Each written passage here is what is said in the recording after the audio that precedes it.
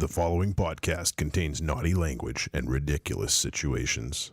Listener discretion is advised. Tonight, we are down a God of War, but we are up a giallo genre expert. So I think that's probably pretty fair. Welcome to Trick or Treat Radio.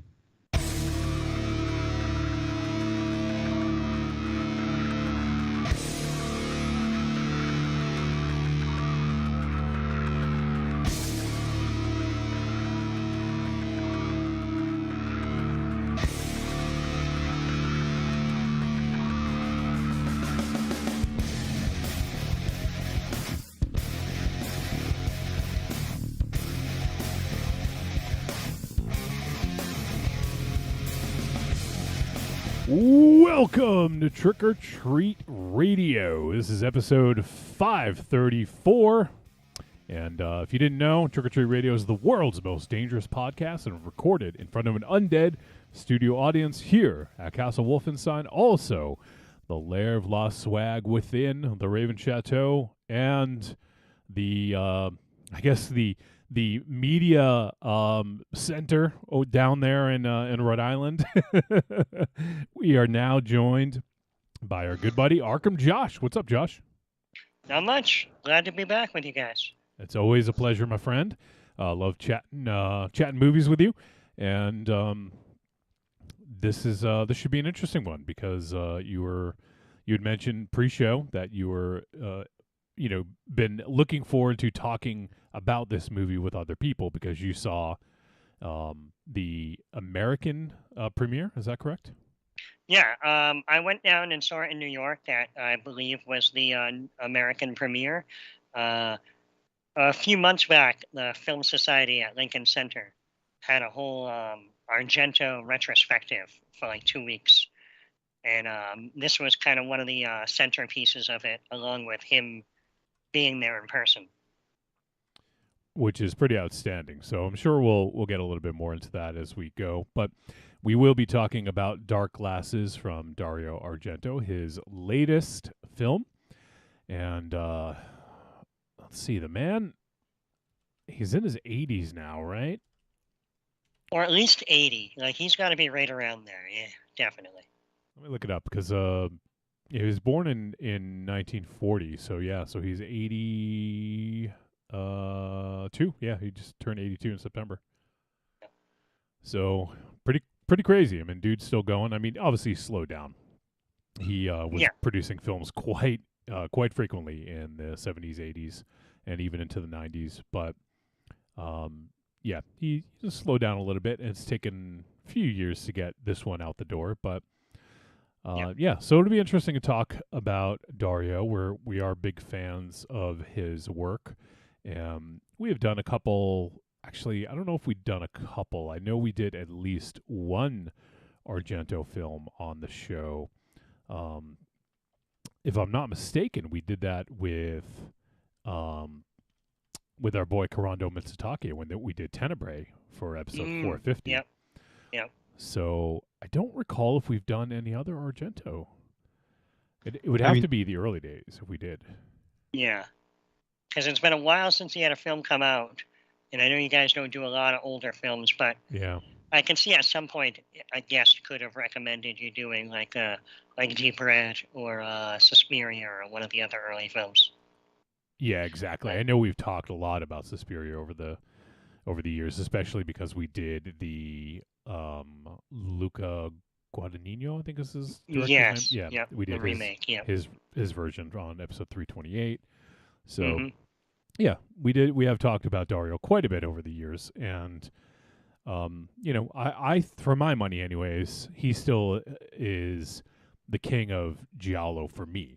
I know for other people that may be different, but for me, that is very much true. So we will dive into his latest film a little bit later, talk about Dark Glasses, and it's streaming exclusively on Shudder. So if you haven't seen it and you want to go check it out, you can go ahead and pause and then go ahead and watch it and then come back. But so that's what we got going on. And let's catch up with Josh. So Josh, let's see, I think it's been Last time we had you was end of August, so it's been almost 2 months. Yeah.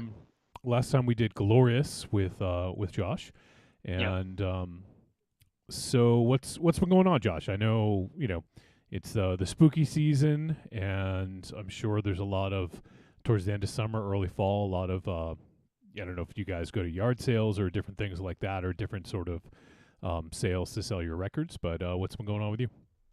Yeah, we've been doing a lot of events besides the regular flea market.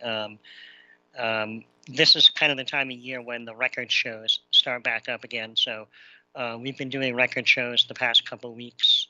Have one this Sunday in Seekonk, the Dr. Oldies record show. It's usually a pretty good one. Also been trying to go out and see some movies and enjoy the time of year. And this can segue into something that I wanted to bring up about what Raven Shadow said last week. Uh-oh. So Raven Shadow, last week you had your big spiel at the beginning about how you miss Rock and Shock and how you wish that there was something else going on, in the area that everybody could go to. Well, there is, and it was last weekend. And it's called Monster Expo. I was there. I didn't see you though. Well, that's I know you were there. A friend, Rough House Publishing was there. I believe. Derek Rook was there. Brian Paulin was there. The great Brian Paulin from Morbid Vision Films, but I just want it closer to me, Josh. That's the problem. Oh. I want it within like 15, 20 minutes from. I mean, but Taunton's really not that far from you. It's less than an hour. I don't want to go out on Tauntons. It's cold out. At least you know how to stay warm in them. It's true. It's true. You're right. You're right, Josh. And I would have been nice because you guys were there, and that would have been cool. Yeah. I like when Johnny comes up and sleeps over. That makes me happy. Well, here's the thing, Josh. If it's like outside of his bubble of like 15 minutes of what he knows, it might as well be like Antarctica. Right. Well, right, Raven Shadow? maybe next year you guys can plan to go. That would be nice. And John's correct. Yeah. Johnny, maybe you can come back up. I know it's not the most desirable thing to do, but do I have to go for you to go, Raven Shadow? Yes. Probably. It's my rider. In my rider, Johnny has to come up, and we have to go together. I figure either you or Aries have to, escort him there, or he won't show up. Yes. That I believe. Somebody. Raven Shadow, you do all the promotions. You should try to get a table there to promote the podcast. Oh. Yeah. All right. If I can do that, Wolfie, will you come up and stay over? So he does all the promotions, which is why there isn't any. Exactly. And he doesn't pay attention to what's going on to promote at. That's why he didn't know the event was happening. Soon. Was that true, Raven Shadow? I like the photos on Facebook I saw. After the fact. Yeah. Are these memories? Are these Rocket Shock memories? Yeah. It's today, asshole. Yeah. But I figured I'd throw that out there just so you know. Keep an eye on it in the future. All right. This is actually their third event. The first two were really small. They did one around this time last year, and then one in the spring. And then this one, it was still much smaller than a Rock and Shock, but they had two good-sized vendor rooms that would probably equal out to about half of the old Rock and Shock vendor room. Yeah. And they had about 4 or 5 guests and the requisite panels and Q&As and stuff. So. Who were the guests? That's cool. They had CJ Graham, who was Jason Voorhees in Friday the 13th Part 6. They had Mark Patton from Nightmare on Elm Street 2. Wow, they really missed the boat on getting Mike Patton. Trying to trick some people there. See, they should have gotten them both. and then done like a patent presentation. You could have had a thing where Mark Patton tries to sing like Mike Patton, while Mike Patton tries to dance like Mark Patton. That would be something. That'd be awesome. They also had a couple of the guests that were from some of the later Nightmare films from like 4 and 5 and stuff like that. And they had a guy who was in a bunch of newer, like notable indie films. Like he was in like one of the VHS films and stuff like that. Oh, okay. Yeah. So yeah, I think they had 5 guests. But plus they had like Derek Rook and a bunch of other people, a lot of artists and stuff were there. So it's worth checking out. You should Google it, Raven Shadow, or Bing it, whichever you're doing. It's and it's very Massachusetts because it's Monster ending in an AH. Monster Expo. Yes. And no E in Expo. Ah, fuck. I see. I just went to the website and they already have some guests booked for April 2023. Felissa Rose and Linnea Quigley. Yeah. See. I want to go to that one.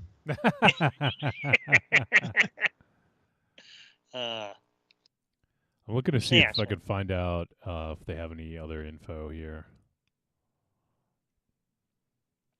I'm looking for the October show. I want to find out who that VHS actor was.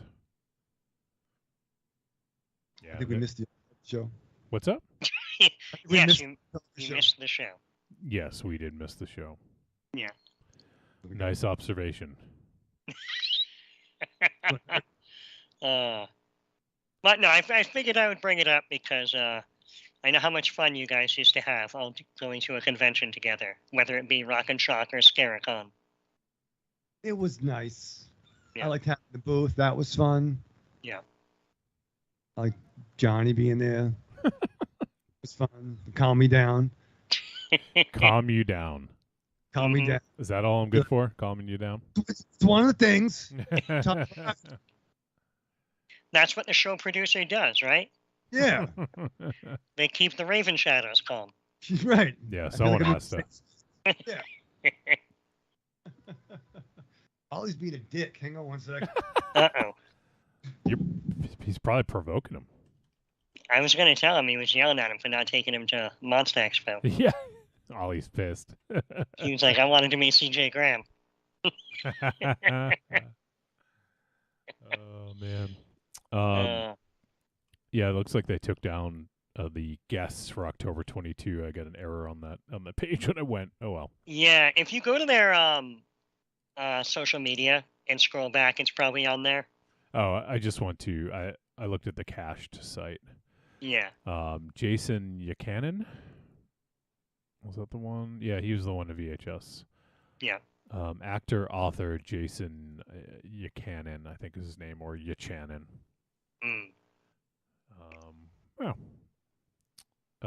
Beatrice Beppel. Sounds like a Harry Potter-like teacher. Oh, it's Beatrice Beppel, the teacher of the dark arts. Maybe not. I don't know. Yeah. Let's see. Jason Buchanan. I wonder if he's local or something. Yeah, he might be. Oh, I know him. He was in Poltergeist. Yeah,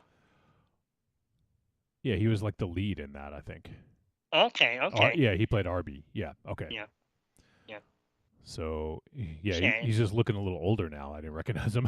Well, that was like 10 years ago. Yeah, it was. No, it was like 15 years ago, actually. Yeah. Okay.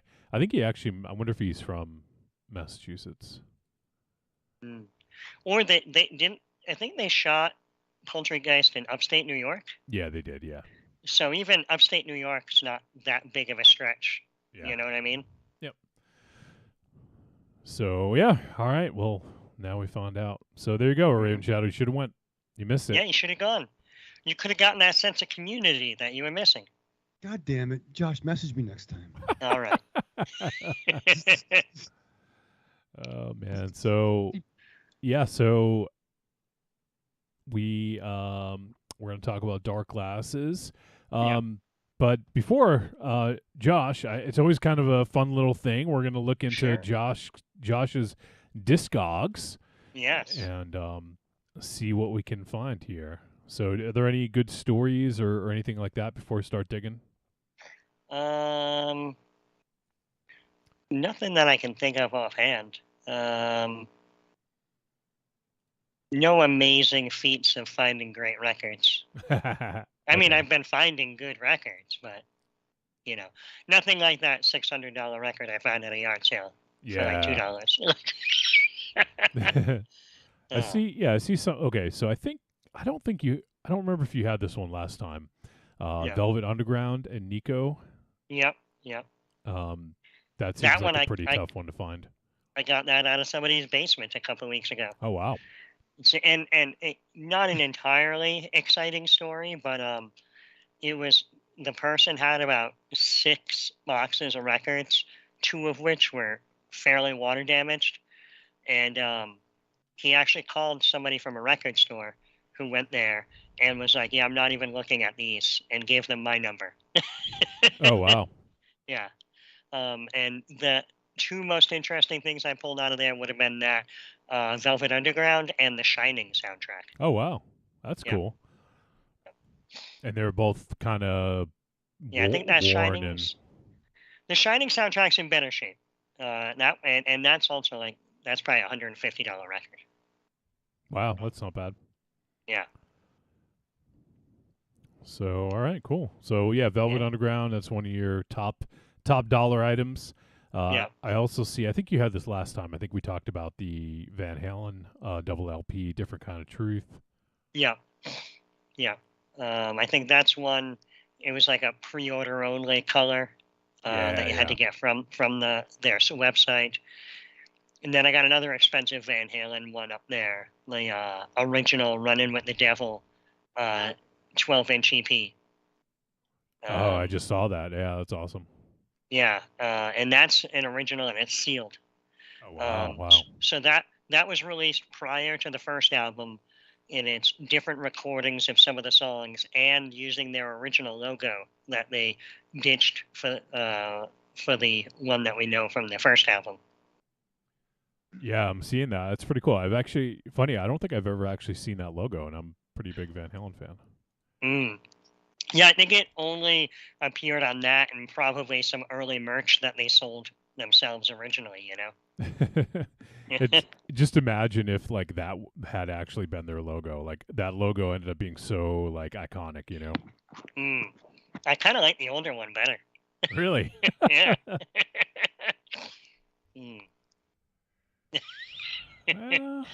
Although it's not as easy as the VH to draw on notebooks. So it actually looks, when I look at it real quick, it looks like it says Valhalla. There's some squiggles in there and lightning bolts. Yeah. Rock band, Van Halen. What's it called? Van Halen? Eddie Van Halen. Van Halen. Yeah. Eddie Van Halen. Yeah, Eddie Van Halen. That's my new fucking alias for hotel rooms. Eddie Van Halen.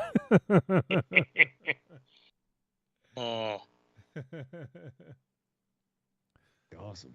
So that's cool, yeah. But if you guys want to check out Josh's LPs, you can go to discogs.com/seller/jgravel, and you can check out all Josh's LPs. Or I'm sure you don't have just LPs. I'm sure there's some. Oh no, there's some singles, EPs and singles, yeah. CDs, cassettes.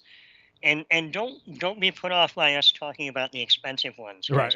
Yeah. The majority of everything on there is probably between $5 and $15.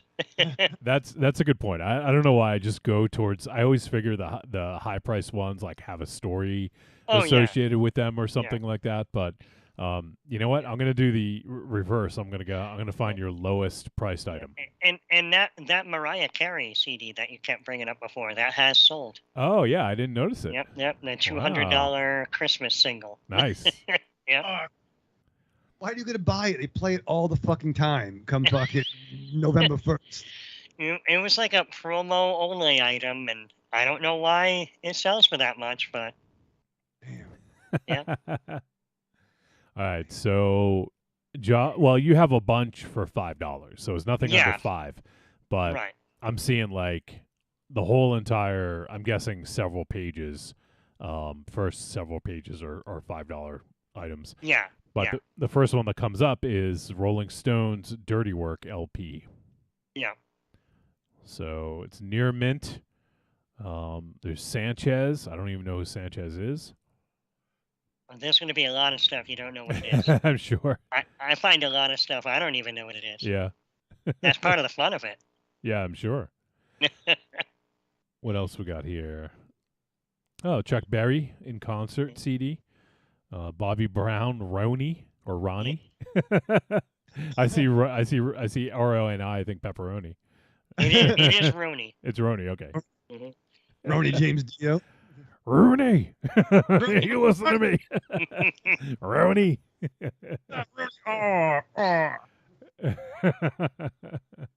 And we move a lot of the cheap stuff. Well, it's not unusual that people are putting together an order that's 4, 5, or 6 $5 records at a time. Yeah. Yeah. Is it expensive to ship records these days? It's not too expensive. They fall into media mail, so they're still one of the only things that are reasonably priced. Yeah, yeah. So like I can ship probably like up to 3 records anywhere in the continental US, and including like the cost of like a mailer and stuff like that, I charge $7. Oh, that's not bad. Yeah. And it goes up from there. And I think any order is over $80, I just get free shipping too. What a guy. That's a good deal. I try. But then it does sometimes, kind of double back on me, because there's those people that'll buy $80 worth of $5 records. And then I'm like, oh, this is like $15 in shipping. Yeah, exactly. Might as well just throw in an extra record instead. Yeah.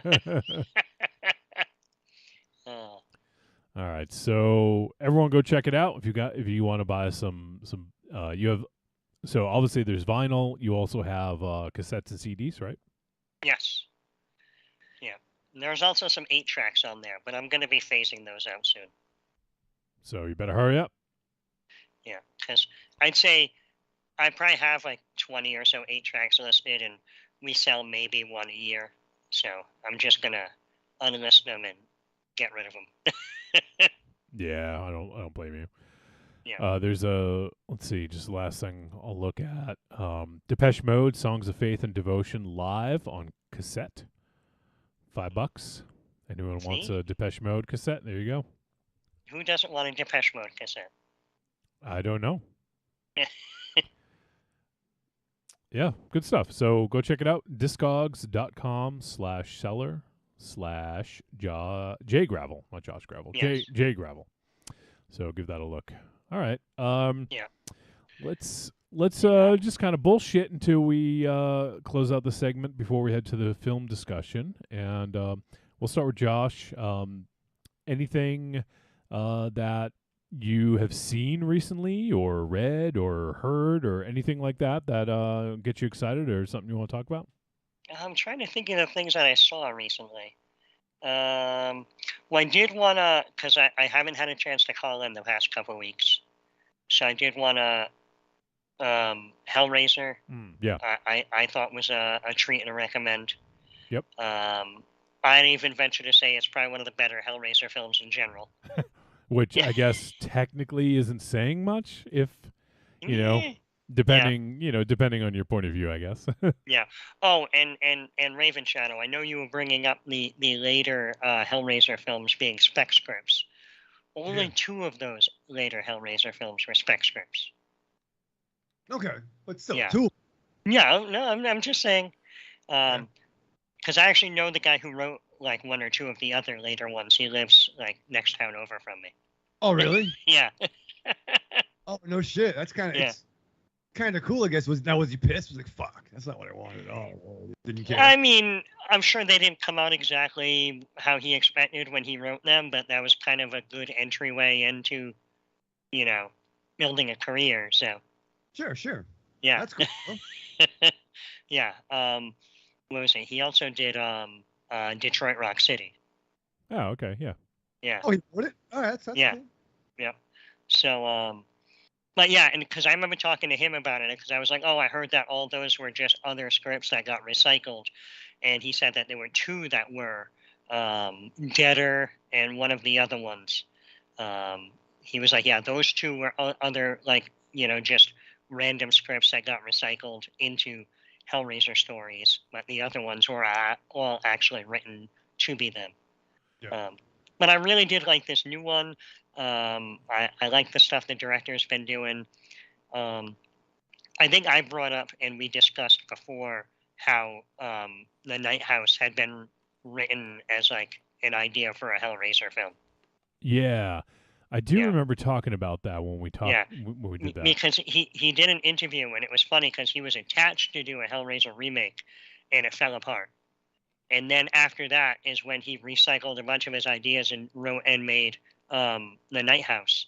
And then when different people behind the Hellraiser remake came up, they went back to him and were like, "What do you got for us now?" Like, and also My Best Friend's Exorcism. I thought that was a hell of a lot of fun, and that was also a treat to recommend. Mm-hmm. Yeah, that was fun. Yeah. So it's funny. I think about that movie like every now and then. When and it's funny. The reason why is kind of funny because when I have yogurt, yeah.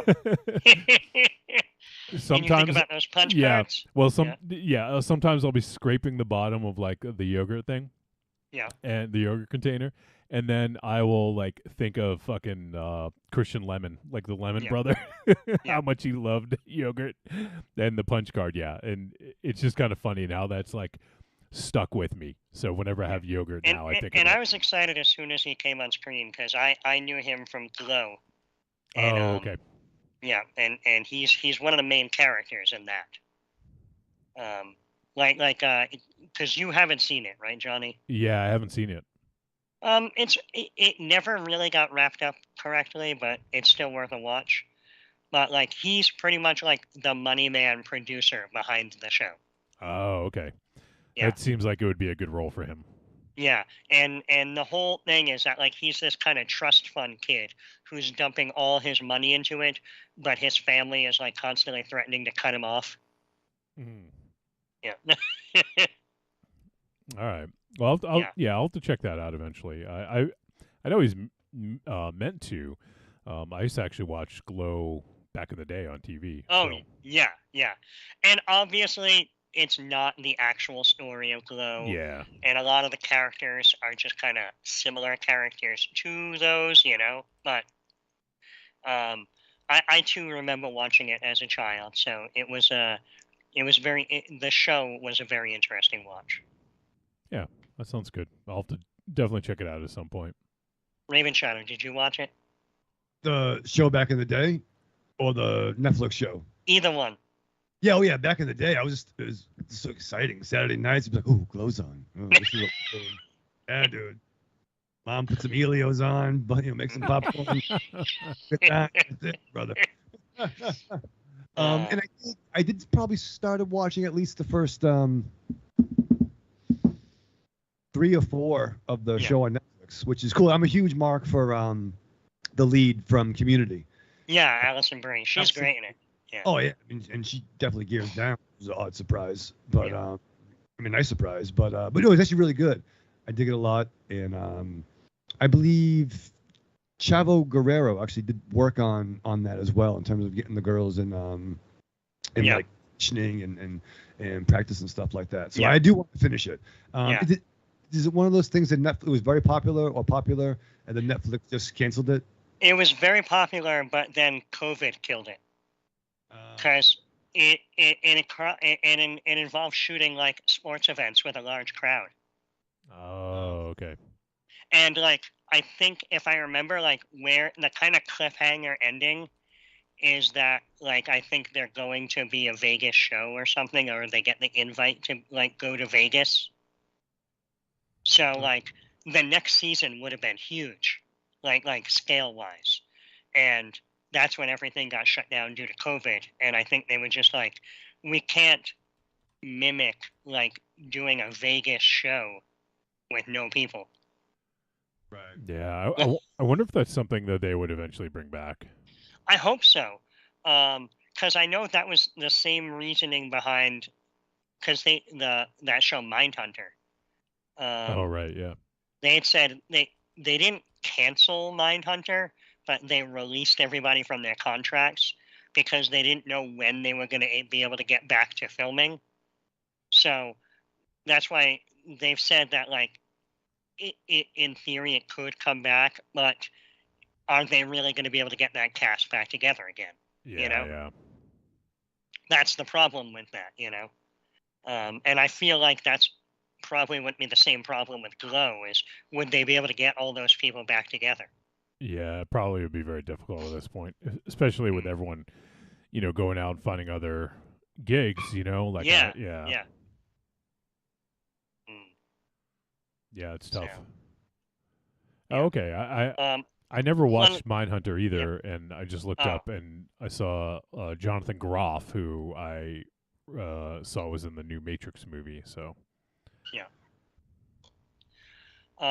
The other thing I wanted to bring up is well, I guess not Raven Shadow, but Johnny, did you know that there's a new Lucky McKee film called Old Man?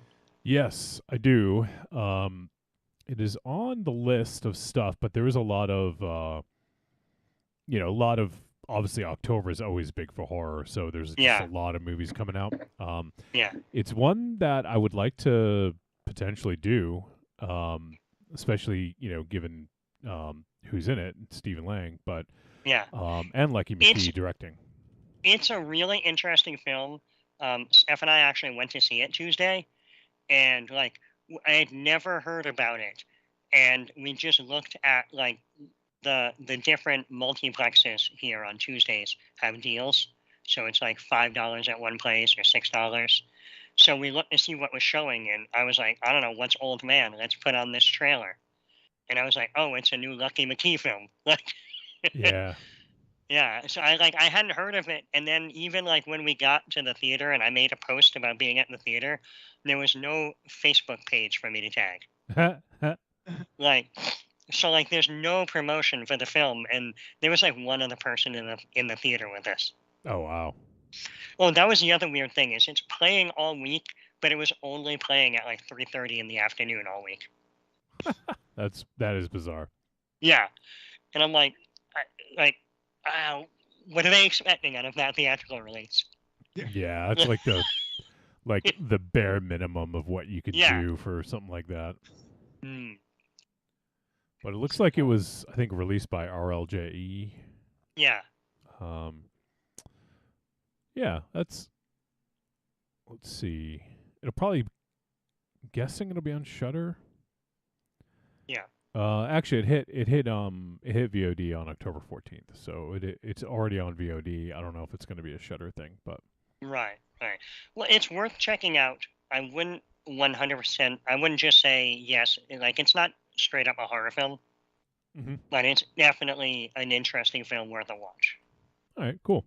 Yeah, Yeah. it's one of the ones that I could see maybe coming back for December double feature Cram Jam, but Yeah. it's probably not going to beat out any of the films coming in the next 4 weeks. We have pretty much all squared away with like some pretty big heavy hitters. So Yeah. but yeah, we'll see. Maybe that'll pop up in December. Yeah. Like I said, it's a good film, so I recommend checking it out. All right. So, Old Man, Raven Shadow. Actually, before I ask you, I finished season 5. I think it was season 5 of Cobra Kai. This week takes me about a month, but got through it. And have any of you guys seen it? I did. Raven Shadow, you're still Not? No, I've not seen it yet. I was gonna watch it with Marion, and she was finishing up season 4. So I've yet to see it, but I hope to see it soon because I fucking want to. And that's when I pretty much tear through. You know, that's when I do like 2 kind of back to back because they're fairly breezy. But I do wanna watch it soon. Yeah, I think I watched the whole thing over the course of like 3 nights. Nice. Yeah. Yeah. But yeah, it was good. I mean, it I like that. Like halfway through the season, I didn't quite know where it was going, Mm. and then sort of towards the end, it all of a sudden they add like a new wrinkle, and then like you think it might go one way, and then it's sort of like not that they're going for twists, but I thought it was interesting that you couldn't really tell where it was going to go. It wasn't Right. like a big tournament that they were building up to or anything like that. So I like the format of it and the flow. Mm. But I won't say any more, Raven Channel. But it's good. Yeah, we don't want to ruin it for you. It's fun. Yeah. But I will say that Danielson goes on a 8 state killing spree and ends up in prison. So just want to lighten the blow for you when that happens. Ill villain. Well, did you expect that team up? Oof. Where that 4-man killing team? No. Yeah, when Kreese, Silver, Yeah. Johnny, and Danielson all fucking teamed up, that was crazy, Yep. man. Make that movie, Rob Zombie. That's fucking 4 from hell. 4 from hell. 4 from heck. From heck. It's going to be the new Death Wish. It's going to be the 4 of them out fighting street crime. That'd be great. There you go. The skeleton costumes. Yeah. With, that'd be the shit. So I checked, But checked it's that out. skeleton costumes with Charles Bronson masks. Yes. Yes. With mustaches. Yeah. Mustachios. Mustachios. What else? I don't think I watched too much else. I will say one show that probably no one else out there is watching is like it's like a guilty pleasure kind of show. It's actually, I mean, I like it. I don't think it's like a bad thing, but there's a show on History Channel, The Secret of Skinwalker Ranch. Have any of you guys seen this or heard of it? I have not. Well, I've heard of it, but I haven't seen it. Yeah, what is that? Why do I know that? Well, you probably know Skinwalker Ranch. It is like probably one of the locations, at least in this country, that has like the most UFO activity or like bizarre. They call them UAPs now. And there's a lot of really bizarre stuff that goes on there. There was even like there's a government like a government organization was there for like 20 years researching it to try to figure out more, and they eventually shuttered and kind of like closed down, and now a new group bought the ranch and they're doing like more high-tech research. So they're trying to find like what is behind all these weird happenings. Like people, like one dude got fucking like radiation poisoning on the ranch, like burns just from like randomly. Or one guy had like his head like, I'm trying to explain it like without like showing it for people on podcasts. He had like a bump on his head, like a huge visible bump where his skull like actually got a bump in it from just like being on the ranch. And they see all kinds of like UAPs and stuff like that. So it's like a History Channel show, but it's not like Ancient Aliens. It's like them actually on the ranch doing research and trying to find out like why this place is so fucking weird and why there's so many different phenomena going on there. And the Skinwalker part came from like, I can't remember the name of the tribe. It's a Native American tribe, And apparently, they used to say that there were people that were skinwalkers, that were shapeshifters, that walked on this, and that's where it came from. So the name, anyways. So yeah, it's like 40-minute episodes, and it's kind of one of those mindless kind of fun shows to watch. So me and T-Dog kind of unwind to either that or Cobra Kai. That was kind of our thing. And also Wellington Paranormal, so fucking good. I've been watching that. Yeah. Oh, okay, cool. We just wrapped up season 4, which is all that's available on HBO Max currently. So I don't know if I'm actually going to look it up now. I don't know if they have any other seasons that are coming out, but it's it's I think it just gets funnier and funnier. How far along are you, Josh? I've seen the whole thing. I remember years ago, before it even made it over here, I remember somebody talking about it on a podcast and having to kind of go online and through non-legitimate ways watch the first season. Yeah. Yeah. Oh man, I just saw. So apparently, I think that was the last season. Oh, really? Yeah. So Jermaine Clement stated in June 2021 that the 4th season was in post-production. He added, "We're pausing Wellington Paranormal. We're not sure we'll be back for a 5th season." While discussing a new series that he and Taika Waititi are developing, it was later confirmed that the 4th season would be its last. So, I mean, that's a shame. I think it was an unfortunate thing where it was really hard to see here for a long time. Yeah. Like pretty much until HBO Plus. And it just never really got a chance to, get its legs over here. Not because What We Do in the Shadows was on, a major, not like a major Big Four network, but like a hugely popular TV network. Yeah. And then went on to one of the biggest streaming platforms, being Hulu, that, is one of the most common ones for people to have. So that was able to easily get its legs. So I can kind of understand why Wellington Paranormal didn't take off. I wouldn't be surprised if the same thing happens with that pirate show.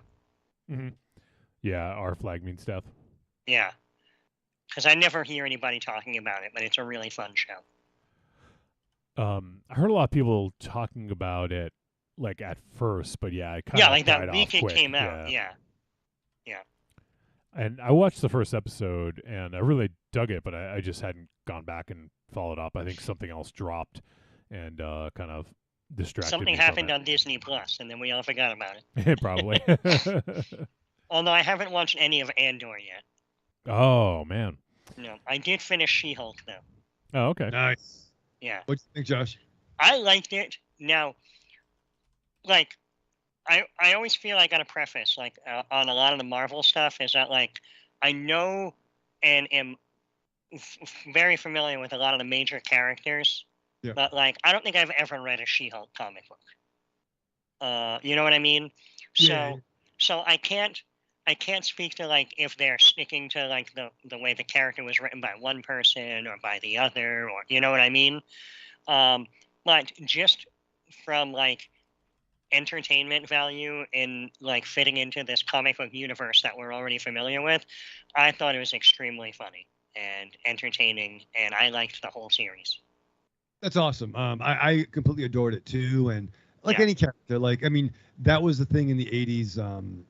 It's very much heavily influenced by a creator named John Byrne, which had her breaking the fourth wall first. Like even like the second issue, she tore through the letters page to get to the editors. Issue 50 had her, going into a writer's room looking for, the writer, and the Marvel staff is like, oh, she's dead, which I believe is a QR code for that issue in the episode, the finale.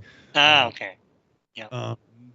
And then, she's also had some very serious stuff too. Her run as a member of the Fantastic Four and the Avengers, where very serious. So it's like she's not always doing that, but it is a part of her character. And also Dan Slott did a series in the early 2000s. So it really hit the right wheelhouse for me, and I completely adored it. I just thought it was fun. Yeah, I thought it was a lot of fun. It was well written. I thought the cast was great. So, I had a lot of fun with it, and I just finished that up this past week. So I'll be starting up on Andor probably within the next week or so. Nice. Yeah. Episode 7 just dropped yesterday, so getting a little closer to the end. Is 12 episodes total, but it was a good episode. I won't say too much because I know Raven Shadow hasn't seen it either, but I'm really digging the series, and I think, let's see, it's maybe a bold statement, but I think it may be my favorite of the Star Wars live action shows. There's just something so different about it from the others that it really has time to breathe.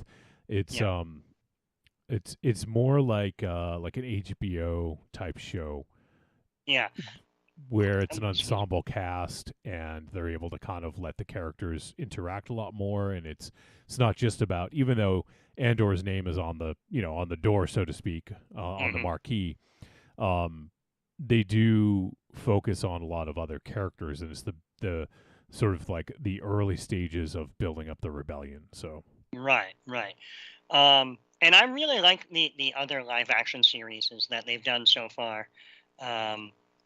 I haven't had nearly as many complaints as I've seen online. Yeah, same. I've liked them all. Yeah. So I'm definitely looking forward to this. I just kind of have to limit how many series I'm watching at one time, or I am very prone to get like 3 or 4 episodes into something and like just lose interest. Yeah. You know? So if I'm trying to follow like 5 or 6 series, inevitably I'm just going to stop paying attention to 1 or 2 of them. Yeah. So that's why I figured I know the way Disney seems to be doing there. So I was like, okay, this one will wrap up before that other one's done. So I'm just going to follow this, She-Hulk through. And then when that's done, I can play catch up with the other one. Yeah, I think it's a good idea. But yeah, I think it's really well done, and I'm not super familiar with Tony Gilroy as a director, although technically he hasn't directed any of the episodes. But he, as a writer, he's a pretty outstanding writer, and he has just done a really good job of. There's a lot of nuance, a lot of really great lines, and it all ties into the greater Star Wars story. So if you understand. The details, it'll make more sense, but it's not one of those things where if you don't know that you're going to feel lost. It's just sort of like, oh, well, they're referencing another planet or another time or something, so. Yeah. Oh, and Raven Shadow, did you watch Werewolf by Night? Oh, I did. Yeah. How about you, Johnny? I haven't seen it yet. Oh, it's fun. Yeah. Yeah, no, I'm going to check it out. I might check it out. I don't know, maybe this weekend. Time. It's short. Yeah, it's like it's under just an like hour. one hour long episode, and yeah. And I feel as though I'm not really giving away anything that's not in the trailer, but I mean, Man-Thing. Yeah. I can't remember. Did you see it last week, Raven Shadow, or was that a new thing? Yeah.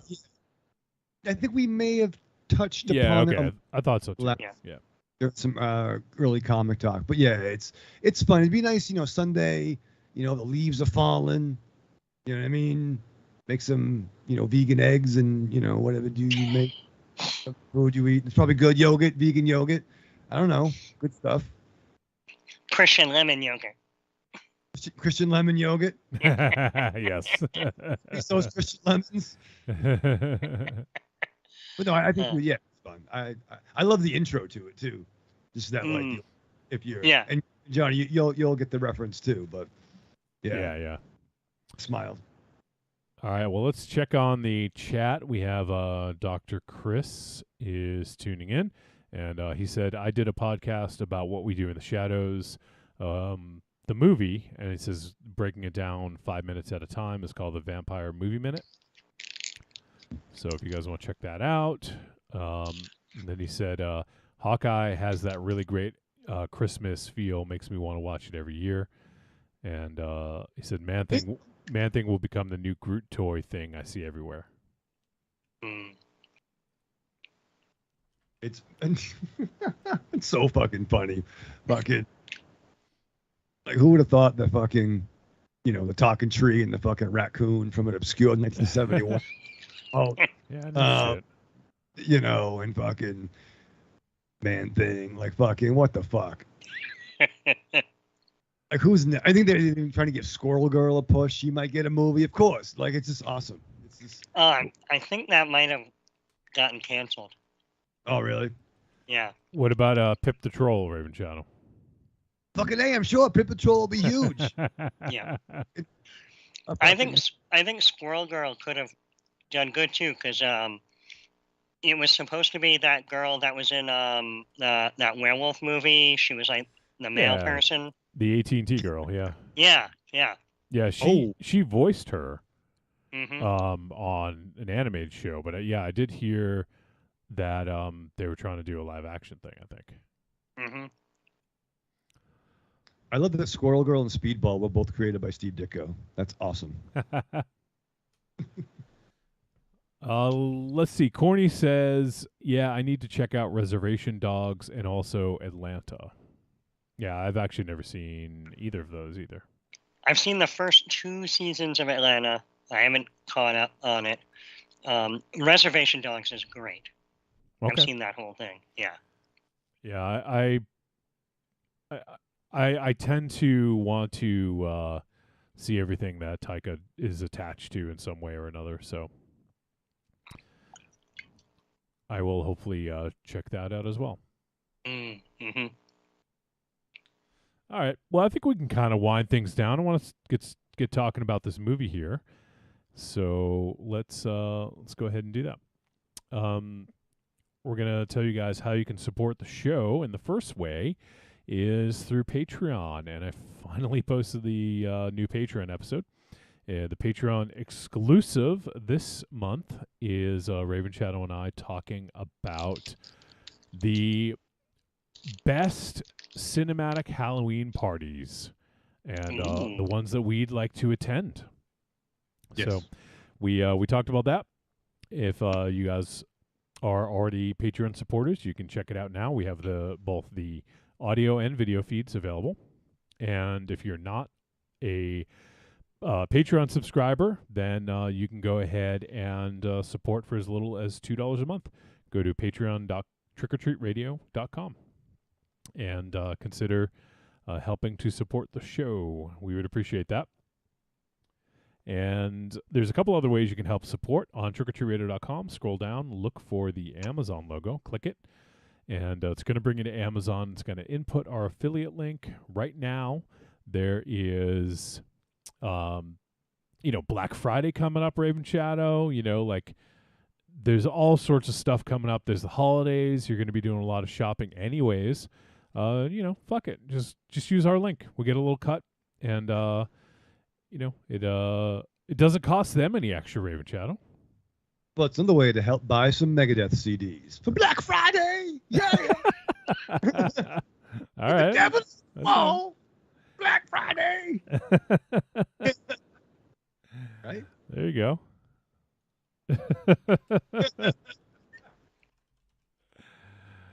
So get your Megadeth CDs on Amazon. Black Friday. You do know that that's not the name of the song, right? It's not? It is. Josh, I'm going to get my Megadeth CD on. Go get it, and during the break. I'm just kidding. You're right. It's Good Morning / Black Friday. Morning Black Friday.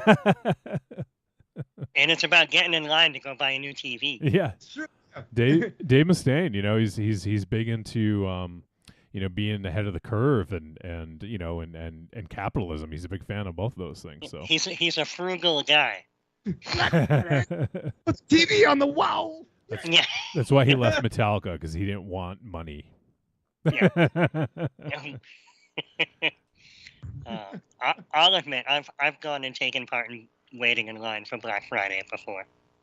I never have. I'm not like using it as like a badge. It's just not. I've never done it. Like, it's Hey, just kind of.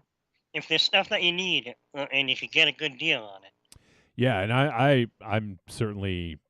I would do that if like there's something I needed and like it was a really good deal.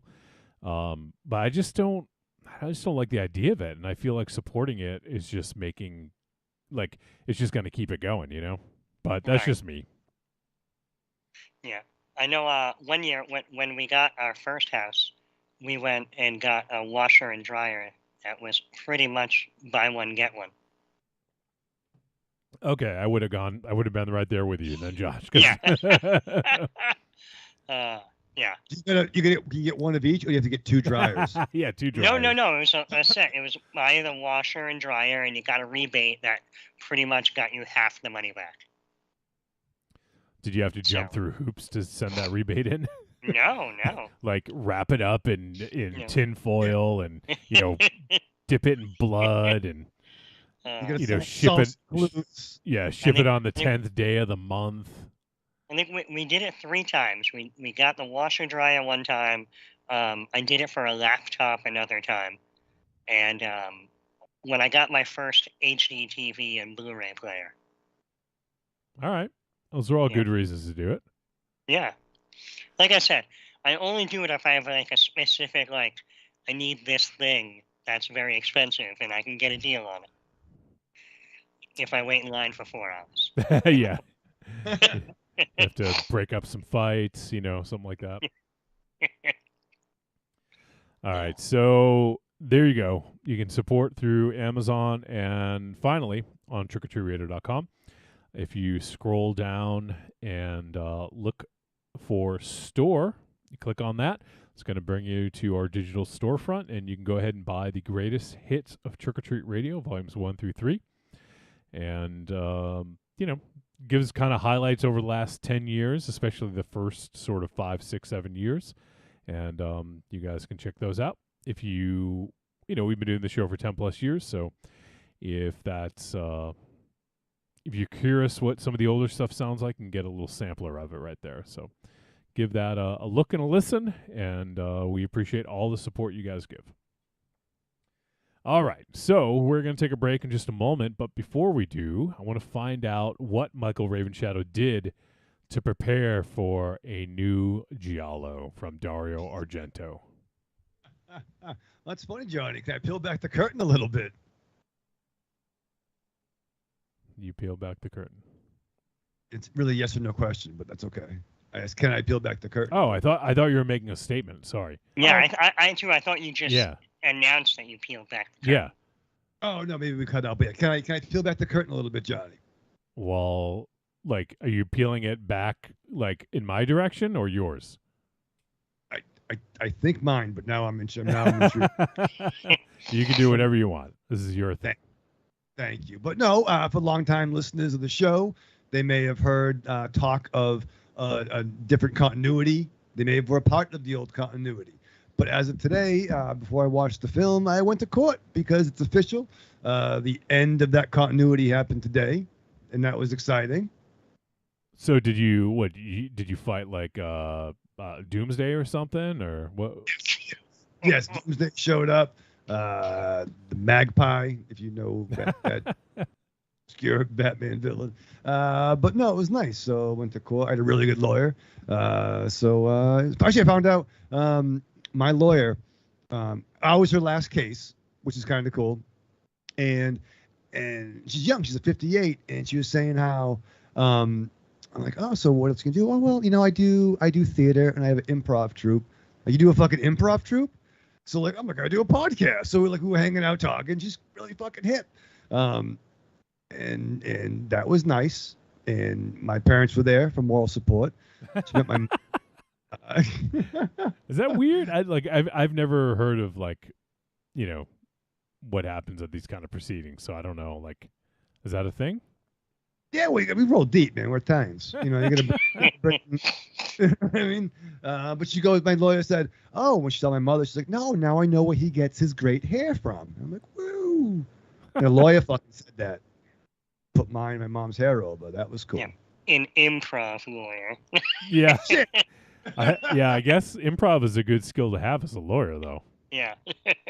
It's true. Yeah. And I asked her, and she seemed it was really cool.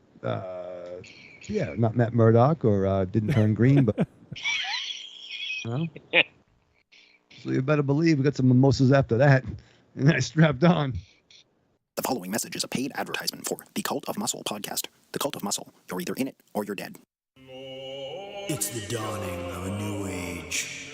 The halls of Valhalla have been shuttered. The heroes of yore have either retreated to the shadows or taken to capering for the amusement of the small folk. Their past glories a distant memory. The barbells have been torn from their once puma-strong grips. The beards shorn from their square jaws, only to be transplanted onto flannel-clad, puny weaklings with fingers barely powerful enough to strum a ukulele. The time has come, my brothers, to restore order from the chaos. No longer will our heroes be forgotten. No longer will their great deeds be viewed through a foggy lens of irony.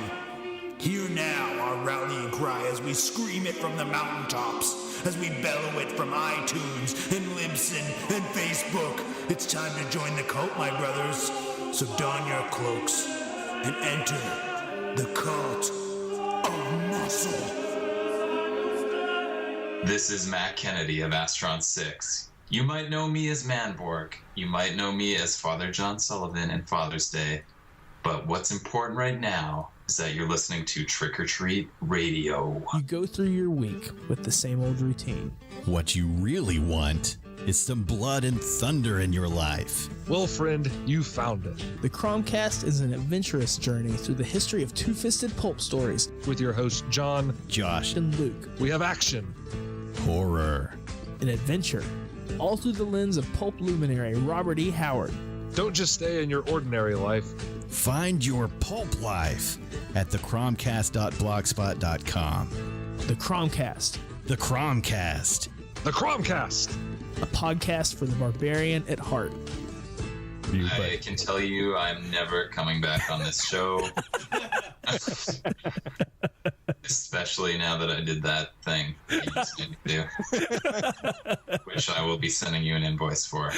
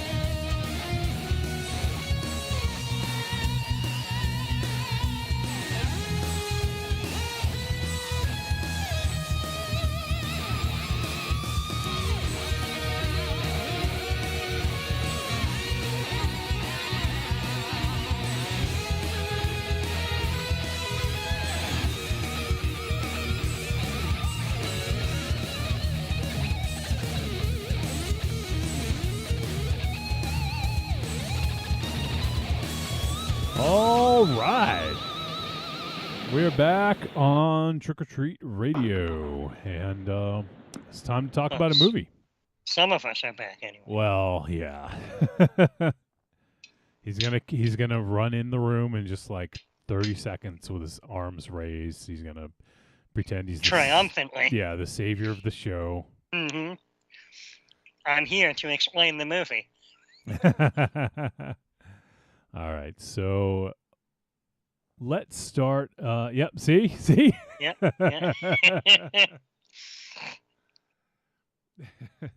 So we're going to talk about Dark Glasses, and this movie is 86 minutes, and it got a release in 2022. It's a horror mystery thriller from Director Dario Argento, and it's also written by Dario Argento and Franco Ferrini. Mm-hmm. I want to see. Who's written a lot of stuff with Argento in the past. Yeah, I was actually gonna say that name sounds familiar, and I look up, and sure enough, he worked on a bunch of stuff with Argento, including Phenomena. Mm-hmm. Let's see, Once Upon a Time in America. And something like he worked on a lot of the kind of, I don't know. I personally, I tend to break Argento's career down into like first wave and second wave. Second wave being the stuff that started with Sleepless. Yeah. And I think Farini also co-wrote a lot of the early films of that second wave with him as well. Yeah, he also did sort of like that. When Argento was sort of like the king, there was like an up and coming batch of directors. So for instance, Michele Sauvé, he directed The Church, and that was written by Farini. Farini wrote the Church. He wrote Demons 2, Demons 1. So yeah, he did work on a lot of stuff that Argento was involved in, either as a director or a producer. So that's cool. Mm. And it's a lot of good stuff too. I mean, maybe not all the second wave stuff, but I'm sure we'll get deeper into that as we discuss this film. Yeah, absolutely. Yeah. And the film stars. Actually, I don't think I've ever seen this actress in anything. And I looked her up, and I'm not sure I've seen anything else that she's been in either. Yeah, she's fairly. I guess she started acting in 2015, so it's still like it's a fairly short career. But let's see if I can pronounce her name correctly. Elenia Pastorelli. We also have Dario's daughter, Asia Argento, who was almost like, I almost didn't recognize her at first. Maybe it's because of the kind of lighter hair. I think it's also, you know what, she's getting older, and I'm not trying to disparage her in any manner, but they just let her be like a normal person in this. For once, you know what I mean? Right? Yeah. Yeah. They didn't try to like, get her all done up. Which is also like, there's nothing wrong with that, but I'm just saying, like, we're used to seeing her presented in a specific way, and they went in a different direction this time. Yep, that's a good point. And also, when I originally sat down and saw this, I was a little bit happy that she wasn't the lead. Although I might have preferred if she was the lead. I don't know, because that's the thing is, like, I don't think she's a bad actress, but she can't always carry a movie. Mm-hmm. You know what I mean? Yeah. Let's see who else we have in this. We have Andrea Gerpelli, Mario Perello, Maria Russo, Gennaro Iacarino, and let's see, Andrea Zhang as Chin, and Fabrizio Elaturi as the killer. Another good thing to note too is that Sergio Stivoletti did the special effects for this film. Oh, nice. Okay. Yeah. And he did a lot of effects for Dario, and he's even directed his own movie. If I'm not mistaken, he did Wax Mask. He did Wax Mask and another film called Three Faces of Fear. That's right. Yep. Yeah. But I know he's been doing a lot of effects work going back to, like, he did Demons. Yeah, that's right. Yep. Yeah. So yeah, it's great to see sort of like, I guess in a way, like the band back together. Yeah. Raven Shadow, this is your people, man. Yeah. It's true. You're welcome. You know what I mean? There you go. I'm gonna say I'm not the biggest. I'm not really. Giallo really isn't in my wheelhouse for the most part. Although I do enjoy Giallo Biafra, the lead singer of Giallo Biafra. Yeah, that boy good. Big up to Josh. I thought Raven Shadow was going to say, "I'm not the biggest Italian. I'm not the most Italian here." You know? Yeah, I don't have the most Italian in me, but I mean, I am 6'3", so it's only half.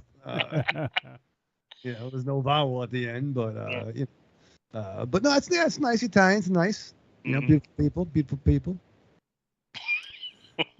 I missed. I'm going to take a quick little detour. I wasn't checking YouTube, but Angry Townsman, our boy, commented there, and he said, "Evening all." And this is when we were talking about Squirrel Girl. He said, "I think it was going to be Squirrel Girl and New Warriors." And he said, "Werewolf by Night was a fun, nostalgic watch." Yeah. Cool. So just wanted to make sure I got that in there. All right. Back to talking about who else was in this. And actually, just a shout out, because whenever I can mention this movie, I'll gladly take an opportunity to. But Sergio Stivoletti also did the special effects for Cemetery Man. Which is one of my favorite movies of all time. And probably my favorite Italian horror. But yeah, I think it's definitely my top 10 favorite movies of all time, I believe. I fucking love that movie so much. And that was Michele Sauve, director, based on a script from Tiziano Sclavi. Actually, Tiziano Sclavi wrote the Dylan Dog novels, and Gianni Romoli did the screenplay. So, but if you guys haven't seen that movie, I always, if I have an opportunity to talk about it, I will. It's an amazing movie, also known as Della Morte dell'Amore in Italian.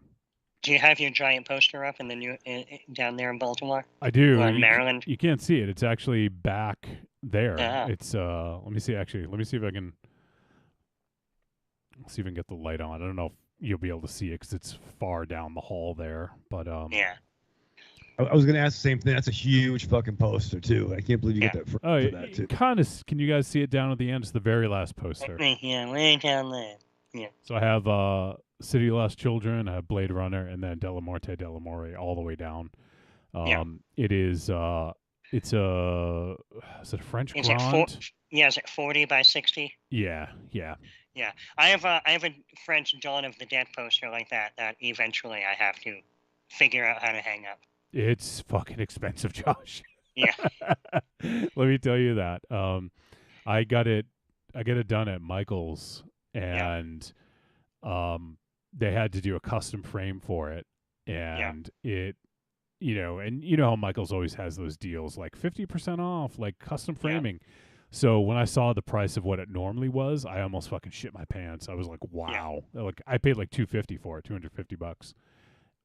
Honestly, my plan eventually is to find a place where I'm going to put it at least as close to permanently as possible. Yeah. Get maybe smaller than a 2x4, but a strip of wood that I can cut a groove in, screw that in, and just get a big piece of plexiglass that I can put in the groove and against the wall and screw into the wall along the sides of the poster. Yeah, that's not a bad idea, honestly. Yeah, that shit's expensive, man. I probably would never do that ever again. Yeah. It was like, back in my place, when the first Castle Wolfenstein, I had like a big like wall, and I was like, I want to put it there. I want to get this framed, and so I paid the money for it, and I kind of was like, ugh, I don't think I'll ever do that again.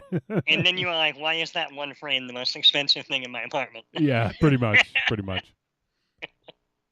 So, so any opportunity I get to talk about Cemetery Man, I'll take it. There you go. Sergio Stivoletti did the makeup for that as well. All right, let's see. I think I got most of the cast, and the synopsis is Diana, a young woman who lost her sight, finds a guide in a Chinese boy named Chin. Together, they will track down a dangerous killer through the darkness of Italy. All right. I guess that kind of happens. Yeah, kind of. I mean, I don't know. They track down a dangerous killer. I think they run for their lives. Yeah. And she doesn't find him. He goes to her. Yeah. So, Evil Corny says, I've only seen Cemetery Man on Pan and Scan. I hope it comes to Blu-ray soon. Yeah. Was it on Blu-ray? I don't know about in the U.S., but I know at one point Anchor Bay did release a really nice DVD of it. Yeah. Maybe that's what I'm thinking of. Yeah. DVD. There is a Blu-ray. It's an import. Yeah. Let's see who put this out. I can't even tell. Cinecult. I'm not sure. Yeah. But yeah, it looks like it is available, but I don't know if you have a all regions player or not, Corny, but yeah, there is a Blu-ray region B import. So it is out there, but yeah, I would like to get a really good 4K of that eventually. That'd be really awesome. So, but yeah, there's a good DVD of it for sure. I do have that, and I also have it on VHS as well. Yeah. All right, so let's jump into Dark Glasses. Now, we'll kind of maybe set the scene real quick, and we've talked about Argento before on the show, as I mentioned, and he comes up from time to time. And I would say I'm a pretty big fan. I haven't seen all of his movies, but I've seen probably 75% of his output. And he had a stretch. I forget the years. Let me look it up real quick. But he had almost he had a super strong stretch in the 70s and 80s. I just want to find. Yeah, okay. So starting in 75 with Deep Red, 77 Suspiria, 80 Inferno, 82 Tenebrae, 85 Phenomena, and 87 Opera. For my money, I mean, that's a fucking amazing 13 years right there. Yeah, and even prior to that, 3 of the 4 films that he made before that are really good films. Yeah, and I assume you're talking about Bird with Crystal Plumage, Cat o' Nine Tails, and Four Flies in Grey Velvet. Yes. Yeah. 5 Days in Milan is not a bad movie, but I've seen it twice, and I think the movie has to do with like a whole lot of stuff that went on in Italy historically, like having to do with like kind of like a civil uprising and stuff. Yep. That like I feel like I just don't know enough about that part of Italian history to fully get all the things going on in the movie. Mm-hmm. Yeah. Yeah, that's one I haven't seen. So I had originally only seen like a fan subbed VHS of it. But I think you had mentioned that I saw Dark Glasses theatrically, and I went to the event at Lincoln Center, and one of the exciting things was the day that I went. The first screening that day was a 4K restoration of 5 Days in Milan, which is not the most exciting movie to go see in the theater, and definitely not the biggest draw out of his films. Yeah. But given that like I had only ever seen that bad VHS copy, I was really excited to just be able to sit down and watch it. Yeah, definitely. And I actually planned a whole day of it, where I drove down there. I got down to New York for like noon, and I watched 5 Days in Milan, and then I watched the 4K restoration of Opera. Then they were going to show Phenomena, which I've seen a number of times, even a couple of times theatrically. So that was when I took my break to go get something to eat. I had also planned it because Argento was going to be there to do a Q&A after Phenomena and introduce the premiere of Dark Glasses. So I figured I got out of the theater, I went and got food, and then I just went and waited outside the theater for him to show up because I figured he was going to get there during Phenomena. So I was able to get him to sign a couple of things on his way in the theater. Oh wow, that's awesome. Yeah. Mm-hmm. What'd you get him to sign? I had him sign the Japanese Deep Red poster, which markets it as Suspiria 2, and a Turkish Inferno poster. Oh wow. And I had met him before at a convention years ago, and I already had I have the Italian Suspiria poster that he signed, and that giant French Dawn of the Dead poster. That's some pretty outstanding items to have signed for sure. Yeah. So, and part of my motivation to just randomly take a day to drive to New York and watch 3 movies and drive home was that A, I had never seen a good copy of 5 Days in Milan. B, it was kind of exciting to go to the U.S. premiere of a new Argento film, and I figured there's really a good chance that this was the last time I was ever going to have the chance to see him in person. Yeah, true. Yeah. Well, I think that's a good decision on your part. Yeah, I mean, he's in his 80s. He lives in Italy. We never know what's going to happen in the world. And so I was like, you know what? It's a 3.5-hour drive. I got to do it. Yep. Yeah, definitely. So yeah, he had that great run. I mean, yeah, if you want to include his first, few films, 1970, all the way up to 1987. So basically, almost the first 20 years. And he did 2 Evil Eyes in 1990. I would include that as well. Yeah, I think 2 Evil Eyes is really good, and I think even Trauma right around there has a lot going for it. It's more hit than miss, but personally, I think I would say that Opera is kind of like the end of that period where he's firing on all cylinders, so to speak. Yeah, and that's sort of exactly where I kind of put the, close that chapter, and then the next one begins. 2 Evil Eyes, Trauma, Stendhal Syndrome, and then Phantom of the Opera. Yeah.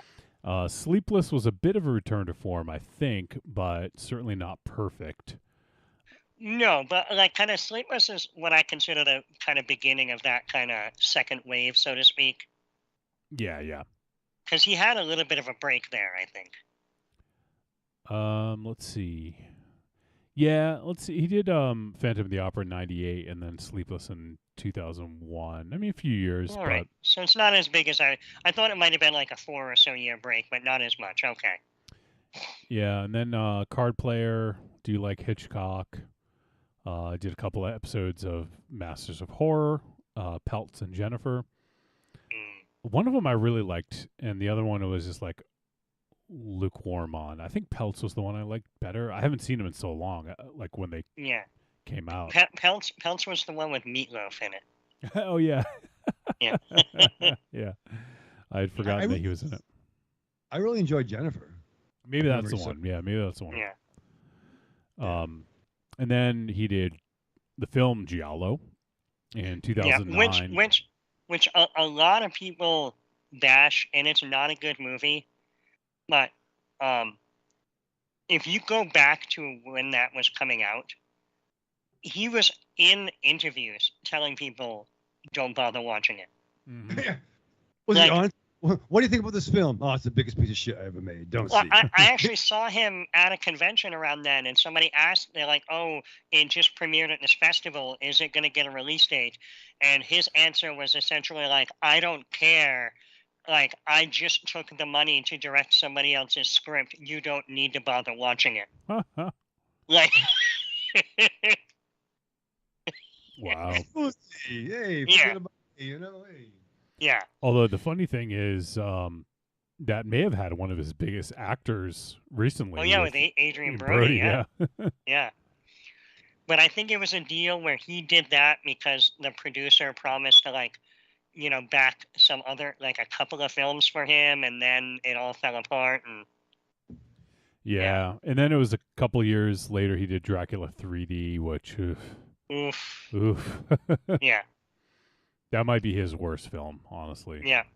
And I gotta say, I don't know what you guys' opinion is about this movie yet, but you know what? If Dario Argento was to die tomorrow, at least his last movie wasn't Dracula 3D.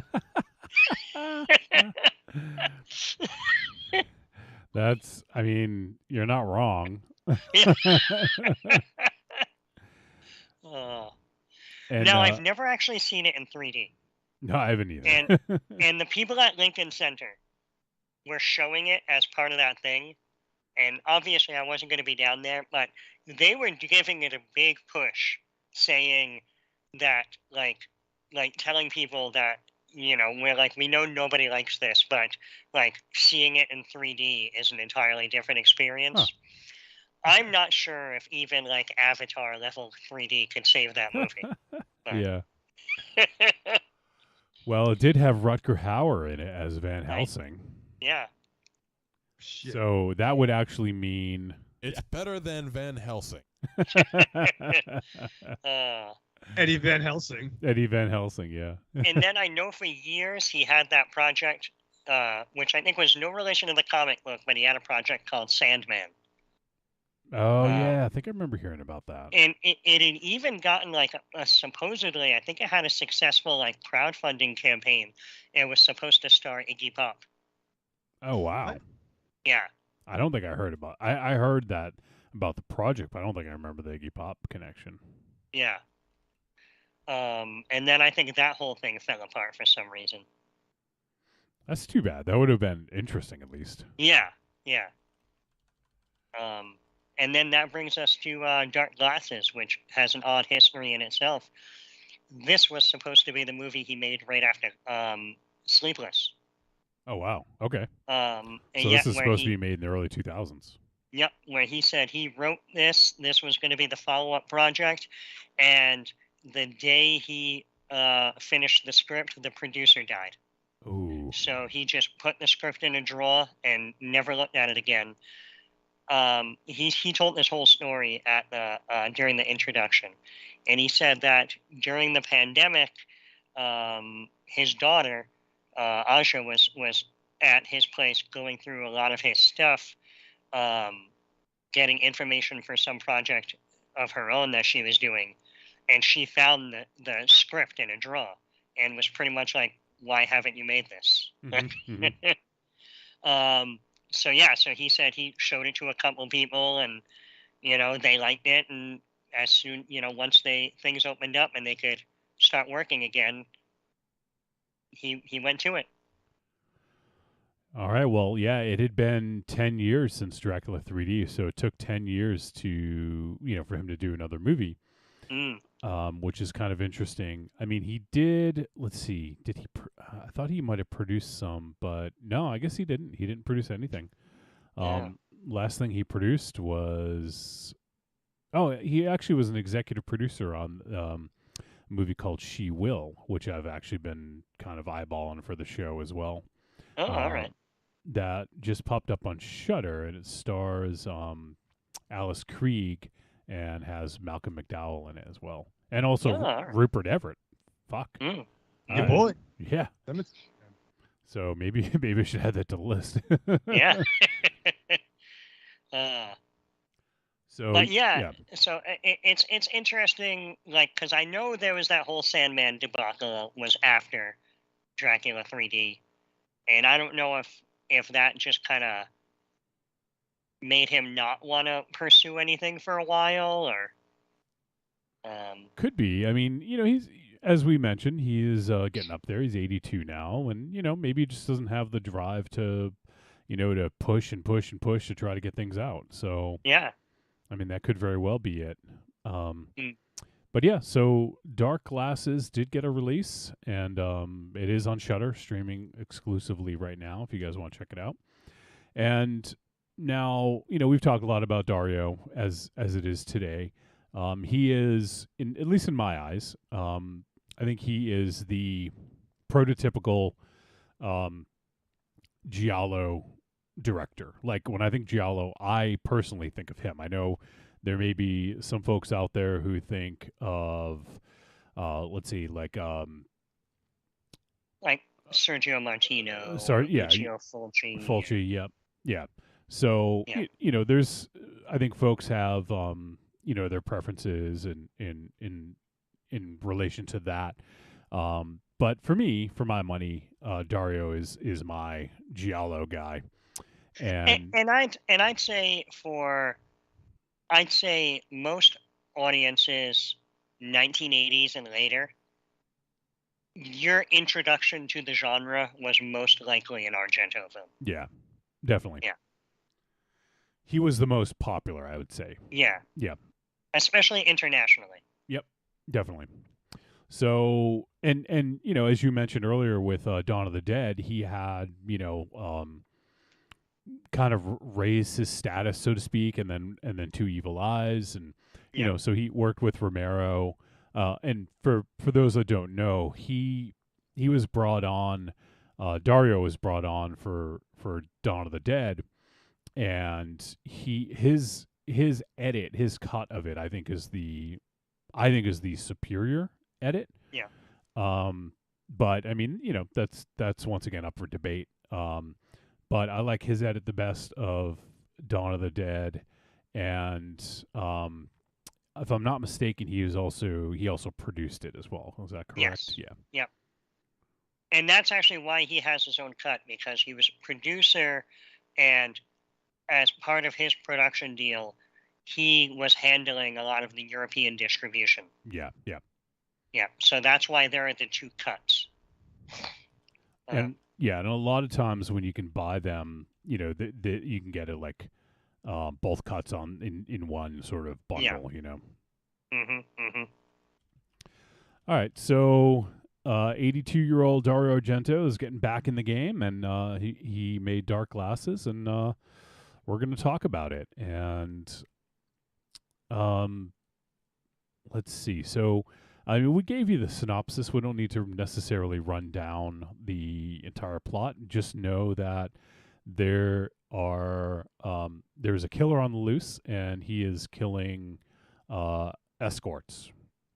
And there's a kind of a brutal scene at the beginning where one is leaving a hotel, and you know they ask at the desk if she wants a car, but she turns it down and says she's going to walk, and then immediately walks out, and then she is pulled into a bush with like a wire around her neck or a rope, and then is like pulled and slices her open. And it was actually a pretty brutal scene at the beginning there. I thought it was actually pretty well done, a good kind of opener, a good setup for what's going to happen here.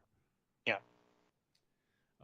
But then we also meet the main character of Diana, played by Elenia Pastorelli, and so she's, I mean, I don't really know. Like, it seemed to me like she was maybe sort of like a high class call girl sort of deal, you know? Yeah. I mean, she was not, you know, you don't get her on Wish, right? She's in public relations and psychology. Yeah. Oh shit. And so, you know, obviously we've seen that this killer is taking out call girls, and so, you know, we can only assume that she is going to get involved in this somehow. And which one thing that I think is like a bad move is to like allow people to come to your house if that's what you do, you know, like or really for any profession. Oh yeah. If you're dentist, even like what it was, Mike Seaver, who was the dad on Growing Pains, had the kid, people come over to his house for the psychiatry and shit like that. Mike Seaver was Kirk Cameron, who was the guy. I don't know. I sell records out of my garage, and people come to my house all the time. Yeah, but no one's fucking you got a helicopter, you got all kinds of people there. Like, fuck with you, but like, yeah, I don't even want the fucking mailman coming to my house. What do you think of that? I don't even want anyone coming. That's because you don't get any good mail. It's just all bills. I'm like, give me the picking up my own pizza now. You know what I mean? But now you're going to be looking for the mailman for that refund check from the lawyer. That's true. Yeah, right. Yeah. And checks in the mail. Yeah. Check out my website, all skits and comedy. What the But yeah, so we have our main character Diana, and not too hard to figure out that she's going to become the next target. Yeah. Yeah. It's pretty quick setup. We kind of understand what's going on, and so soon she is being trailed by this guy. And question: what was the eclipse gimmick? What was the point of that? I think that was just a foreshadow, like her going blind, and there's that scene where during the eclipse when the father is talking to the child, talking about how like the animals get nervous during the eclipse, and that even like early people were afraid during the eclipse because they thought that when the moon blocked out the sun and it was dark, everything would go away. Oh, you know what? See, I missed that line of dialogue because the subtitles weren't activated. So I hear the subtitles. Yeah. So I think that's it. Is it setting up that because, so as we had mentioned, she's targeted, and in the course of fleeing from the killer, it ends up in a car accident that makes her blind. So that's that thing of like, when it goes dark, everything goes away. Yeah. Yeah. So yeah, just a little foreshadowing. Yeah. I thought that scene was kind of interesting. It didn't really play a large role in it other than like a kind of a little foreshadow, but I thought it was pretty interesting, kind of well done. Yeah. She made the point. She had the sunglasses on. Sorry to cut you off, but when she was with the first client, she made a point to put her shades on. Mm-hmm. She's had like, as a result of the eclipse. Yeah, because from staring at it, it had irritated her eyes. Which they say don't do. Yes. Right. Yeah. So it was kind of all foreshadowing. I don't know. I will admit, when you first sit down to watch this, and you watch like the first like 3 or 4 scenes, it seems very disjointed.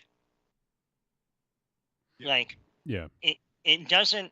The first few scenes don't have a good flow, but then once you get 10, 15 minutes in, it all kind of starts to work. Yeah, I think so. I feel like I have trouble talking about this, so I don't just kind of come out and say sort of my piece. And I'm not gonna, I guess I won't sort of beat around the bush, but this was just okay. it was a pretty middling movie. But I guess in a way, maybe it was better than some of the stuff that Argento has put out in the last 20 years. But I don't know, like there's some really almost laughable things in this that I'm sure we'll get to. But this is the kind of movie that I don't know, like from a giallo or from a horror movie, I don't necessarily need to have like any nutritional value. Like, I don't need to learn something about myself or, to have like some, like socio-political message, that makes me really think. But I feel like this was just so surface level. Like there really is just a woman who, is a call girl and gets in an accident and is blind. And now she's continuing to be chased by this killer because he couldn't finish the job the first time. And that's kind of the plot. And like I said, I don't need, a lot of nutritional value from my horror films all the time. But I felt like this was just a little bit too, like, I don't know, fast foody. Like it just was like kind of kills for the sake of kills, and I don't know. Like I haven't tried a hard time trying to convey like what the actual problem is, because there's no problem, because the movies like this are completely fine just having being this, like kind of like a if I were to call it like fast food, this is kind of like a horror fast food. You're not going to get any nutritional value, and it might satisfy you while you're engaging in it, but then afterwards you have to run to the bathroom, like how about it's less fast food and more like frozen dinner, which frozen dinners have come into good advancements in the last couple of years. It ain't delivery, it's DiGiorno. They get the rising crust, but still it ain't as good as golden pizza, you know what I mean? I mean, I think I liked it more than you did, Johnny. Yeah. But I would certainly say, like, you can't compare this to anything from First Wave Argento. No way, no. No. But when you compare it to most of what came in Second Wave Argento, which I think a lot of people consider Sleepless to kind of be the best thing of that second wave, I at least think this is probably right like number 2 to Sleepless. I could see that. Yeah. I think a lot of the other films that followed, like The Card Player, had an interesting idea, but it was a really boring looking movie. And between the cinematography and the cast, like it like the look itself would just lose your interest. And then, the story didn't do a whole lot to help it. Do You Like Hitchcock had some interesting parts, but ultimately was restrained because it was a made-for-TV movie. I feel like this and Sleepless are the only, I think, 2 films of that second wave that really feel like an Argento film. Yeah, I can see that. This one, to me, I think what it was lacking was the visual style. Now, right. Now, it did have some really good camera work. Agreed. So I feel like there were certain aspects of this where, like, if it wasn't Argento, we would be like, oh, this is the camera work was really good. But since we're expecting so much more from him, we're like, it was okay. Yeah. Because there are some of, especially when you get to the outdoor scenes in the dark towards the end, there are some scenes that look really good and atmospheric. Mm-hmm. And the score, I think of his not, post working with Goblin or Claudio Simonetti, like after Sleepless, when he went into like more kind of modern electronic music scores. I think this was an interesting choice because this kind of felt like a cross between modern electronic music, and a little bit of that like Goblin or even like John Carpenter throwback feel. So it did have that sort of like throwback electronic feel with a little bit more maybe like Euro like dance beats. Yeah, like Euro dance beats, yeah. Yeah. So like I thought like of a lot of those later films, this one, obviously not counting Sleepless because that was the big Goblin reunion. Yeah. And that's it's a great score. Yeah. But I think this one probably has the score that works the best in conjunction with the film. Because there are a few scenes in here that are really good as far as like the tension and stuff. Mm-hmm. Yeah. Yeah, it's not top tier Argento for sure. And I think the big thing I had maybe one of the most difficult parts for me to get over was I won't say I didn't think she was a good actress, but the acting for Diana from Elenia Pastorelli it didn't work for me. Now I can't even imagine what it's like to portray someone who can't see. Yeah. So I do give a lot of leeway for something like that, but I felt like there was so many like scenes that just seemed so silly when she was like, like has like the walking stick and she's like moving it all around, and like it just seemed a little too silly for me. Like she's trying too hard, and it will kind of take me out of it a little bit, I mean, a little bit, but I don't know. I kind of also look at it like I don't know how erratic I would be with that if I was just Yeah. learning how to use it. Yeah. And I don't that's know. that's totally fair too. Like, and I where I work, I'm in city streets. I've seen blind people with their canes, and then once again, I'm not blind yet. And right, can't imagine. And obviously, it's like her first couple of days. Yeah. Doing but it did sometimes. The way she wielded her cane, it looked like if you gave like a 12-year-old a hockey stick for the first time. Right, Yeah. right. Yeah. Just like, wielding it, and there was a couple of scenes where I'm like, she's gonna fucking hurt somebody. Yeah. Fuck it. Yeah. Like, someone's gonna get hurt. And Right. like Marion pointed out, like that's not a fucking service dog. Beautiful animal, but I think that they got a trained dog, but that dog didn't behave like a service dog. No, Definitely got service dogs. I'm guessing like it was probably would have been difficult for them to hire a service dog for a movie. Yeah. which is fair. So I'm not busting his balls, but Yeah, just yeah.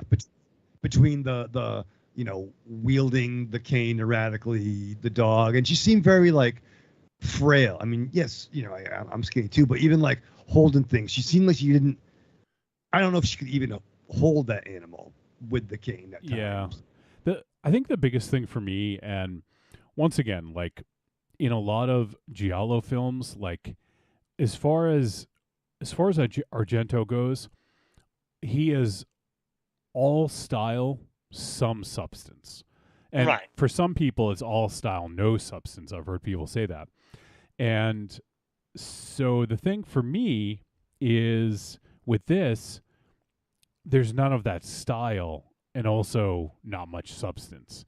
I would have liked to seen a little bit more of the Argento style. Now, maybe, like the really colorful light gels wouldn't have worked in this one quite as much as it did in some of his older work.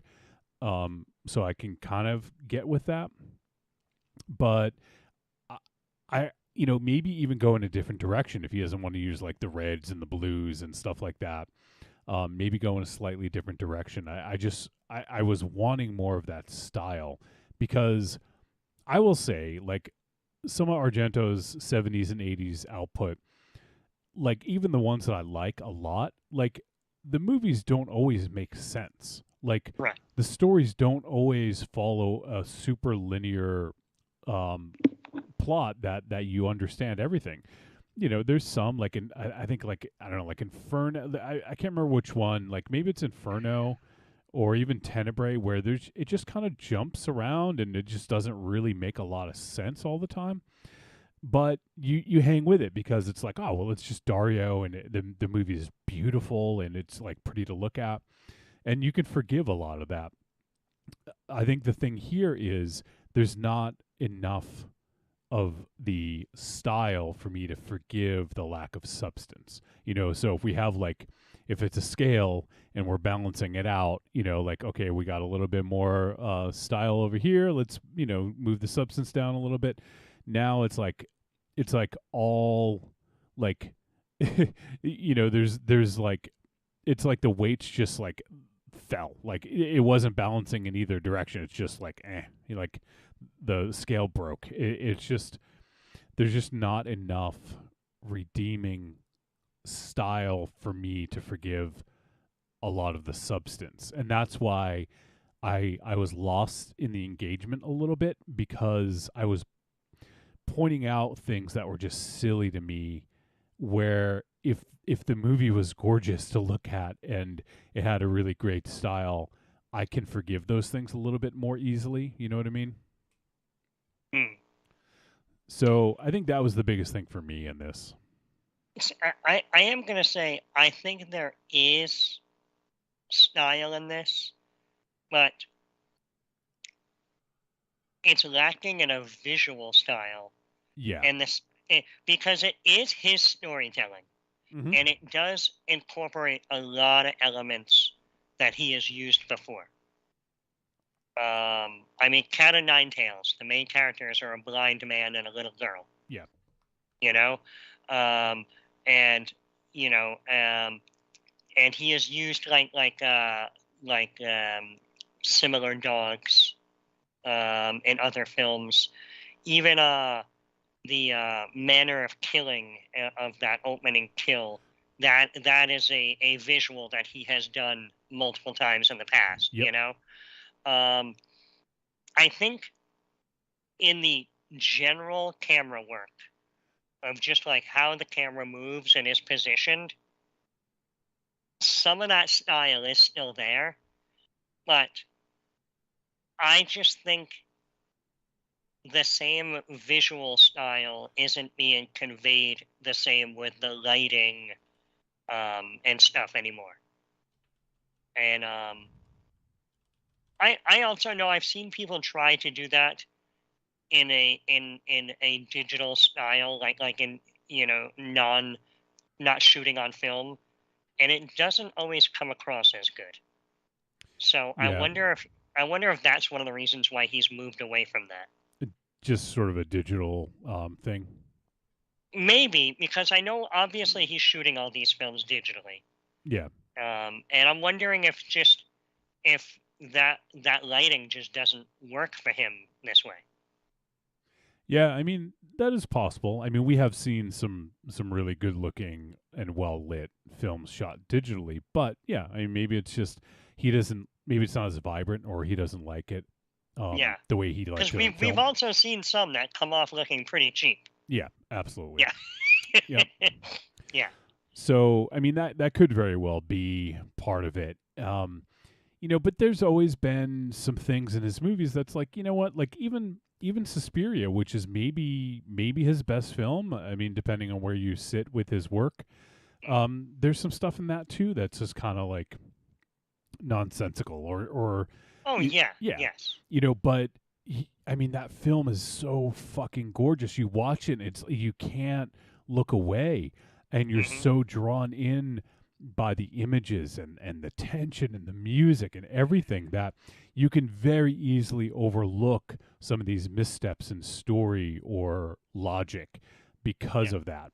And that's the thing I think that, and I think that's why he kind of lost. I mean, granted, I think it's widely accepted that a lot of his later work, it just isn't quite as good.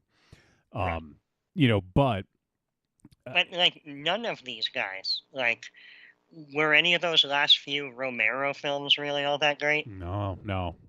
Like, what was that last Carpenter's comeback film, The Ward?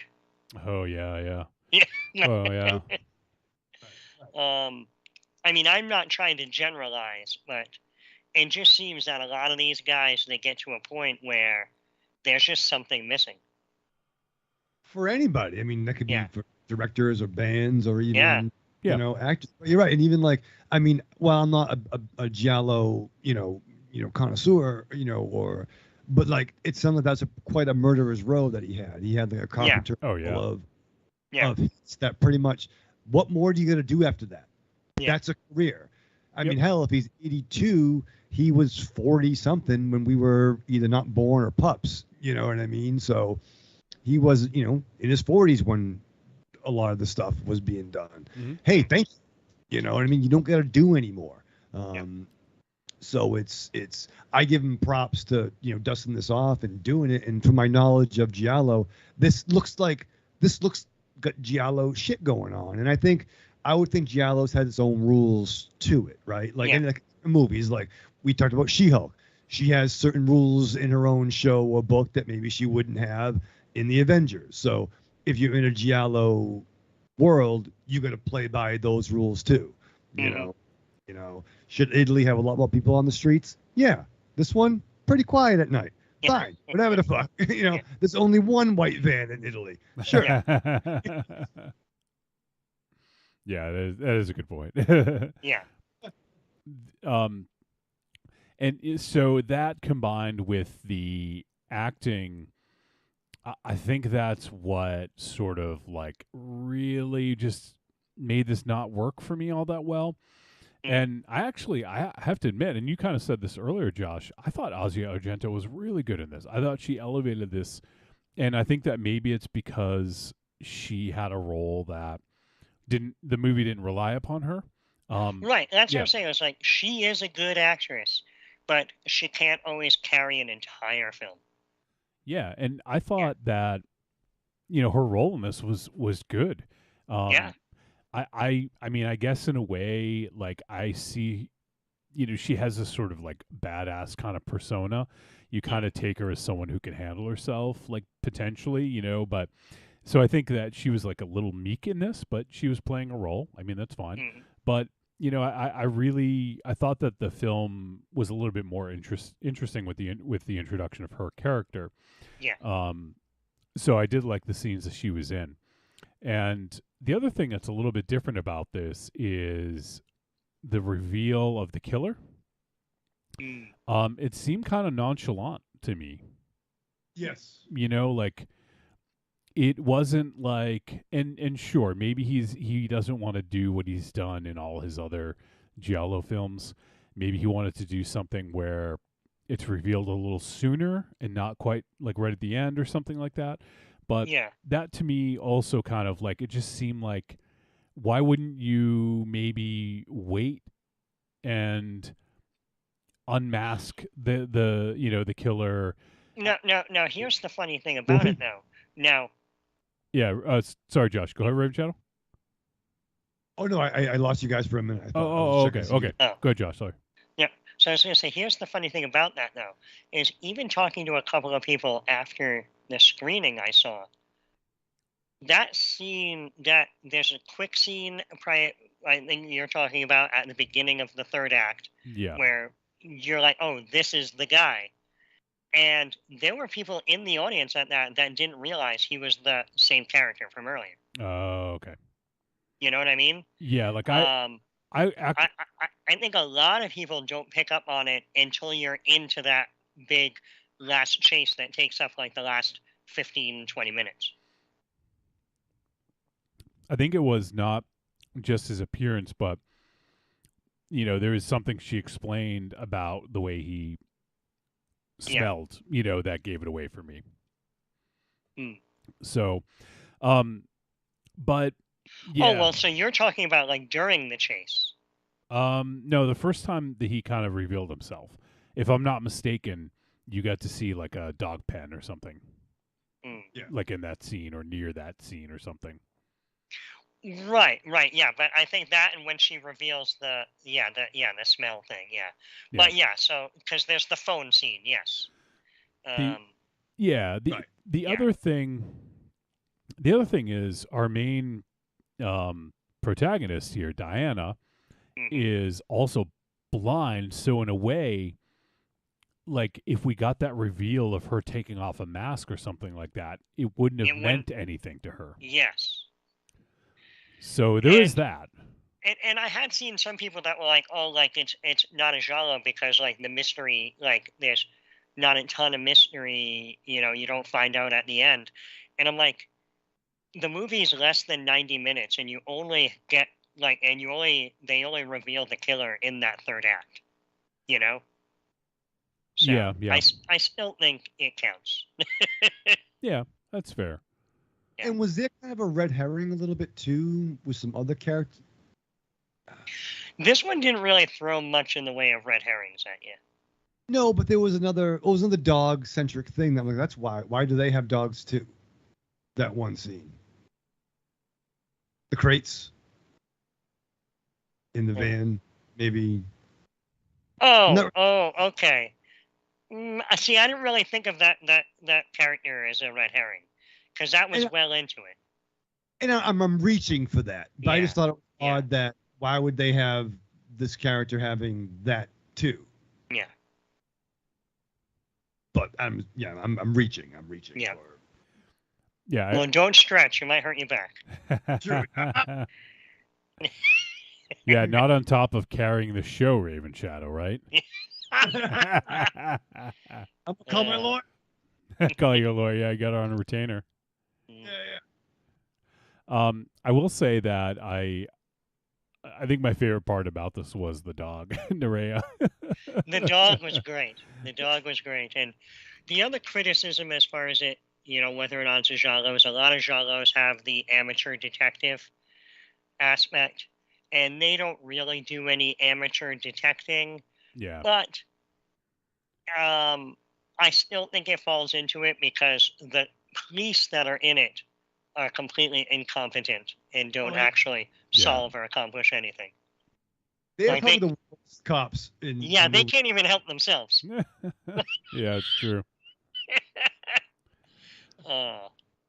Like you can get out of the way.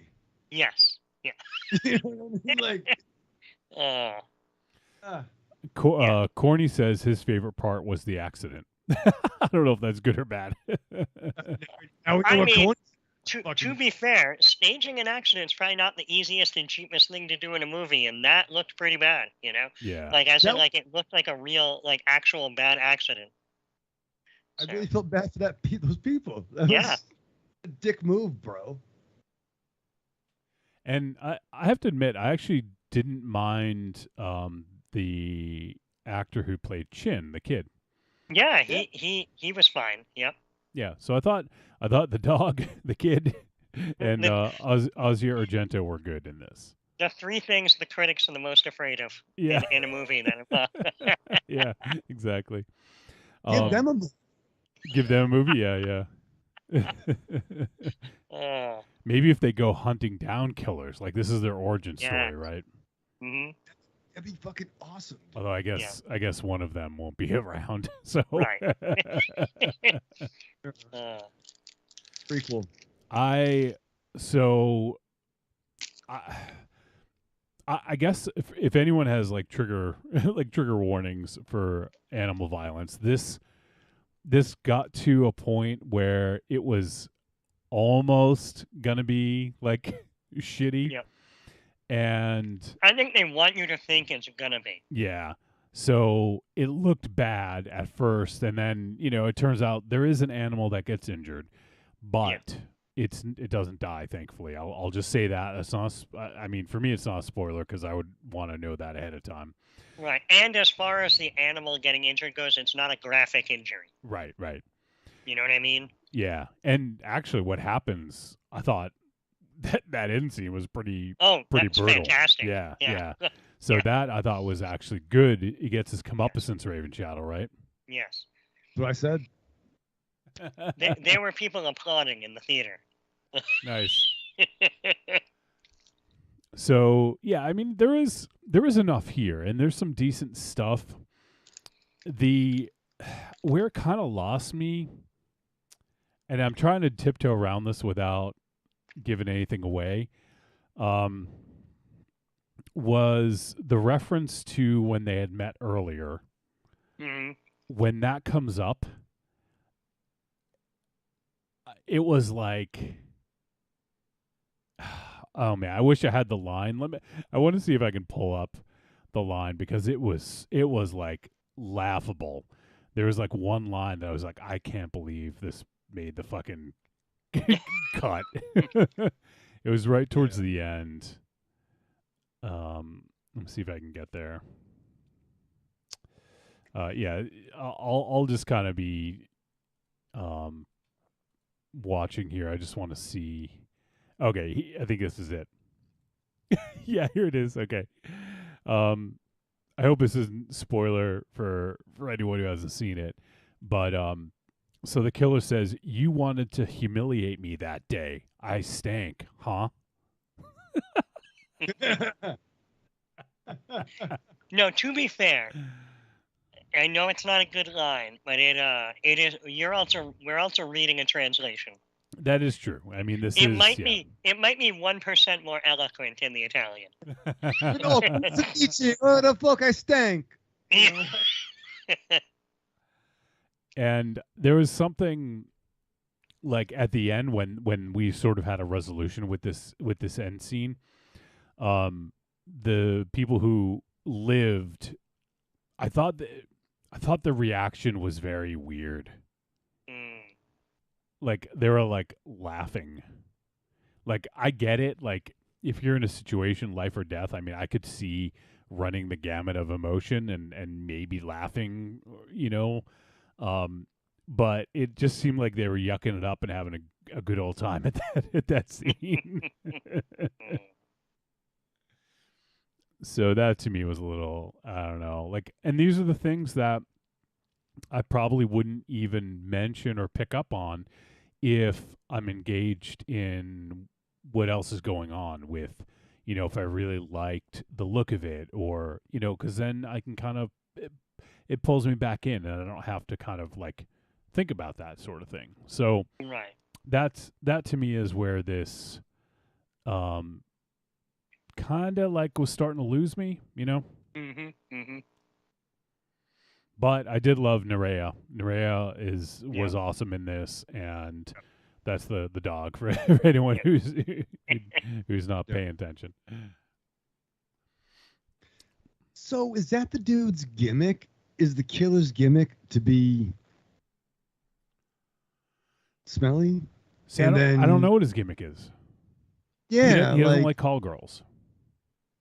But yet, which okay, that's but he the gimmick. Likes to train dogs and sell them. Yeah. Well, no, because he raises dogs, but he also said that, that's a trained dog, I can sell it. Right. I picture him doing some fucking Michael douchebag Vic shit, with the pits that he had. Yeah, because he says he raises dog and he's got a lot of other dogs just in pens. So. But I think to Josh's point, he knew what that was. He knew what that's money. You know what I mean? Those fucking aren't cheap. Harness, you know what I mean? So he knew that he could probably, score some cash for that. Yeah. But I mean, as far as the serial killing goes, they don't really give you a good explanation. I mean, I suppose, because they say she was the fourth apparent victim, so I suppose there could have been similar instances with the other victims prior, but it does seem a little bit flimsy. Right, because surely not all those escorts would have their house as the base of operations, right? I mean, they... No, but so if you recall, they had the interaction, and then she was attacked while leaving another job. Right. So they obviously he knows where that person lives and then follows them. Or at the very least, if you have an interaction with an escort somewhere else, you can probably presume like if they had you meet them at a hotel, they probably have a lot of people meet them at that hotel. Like that's a hotel, like that's where the wrestlers go. Right. So I guess presumably he could have had bad interactions with the three previous victims, and then on another occasion after that, stalked and killed them. But it's still all kind of flimsy. Yeah.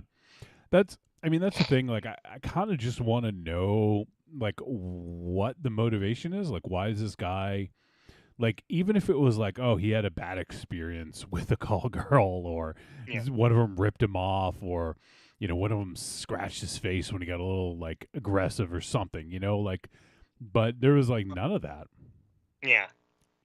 I don't know. I kind of feel like he wrote the first draft of this script and put it away, and then when it got pulled out and she was like, hey, this is pretty good, you should do it, he just didn't. He just like went, all right, let's go. All right, as is, let's do it. Yeah. Yeah. Because really, like, once you go from call girls to killing cops. Yeah. And then be like, you're kind of going all in, man. Yeah, because like you said, like it gets very flimsy at that point. Even like I said, like the first like 3 or 4 scenes seem very disconnected. Mm-hmm. It's not until we really like start getting used to the character that things start coming together, Yeah. Like I do almost feel like they wrote this script like 20 years ago and then just opened a drawer and shot the film. Which is true. That's true, because they even threw in some like technology stuff that conveniently was not around. Yeah. You know, like they gave her things that, okay, these are the useful tools to have. Yeah. And even having the dog, like, oh, where's the X device? Oh, it's at home. Where's the dog? At home. Oh, fuck. You know what I mean? And it's just her and the little kid, running amok. Yeah. Because otherwise that could be dealt with pretty fucking quickly. Mm-hmm. You know. Yeah. Yeah.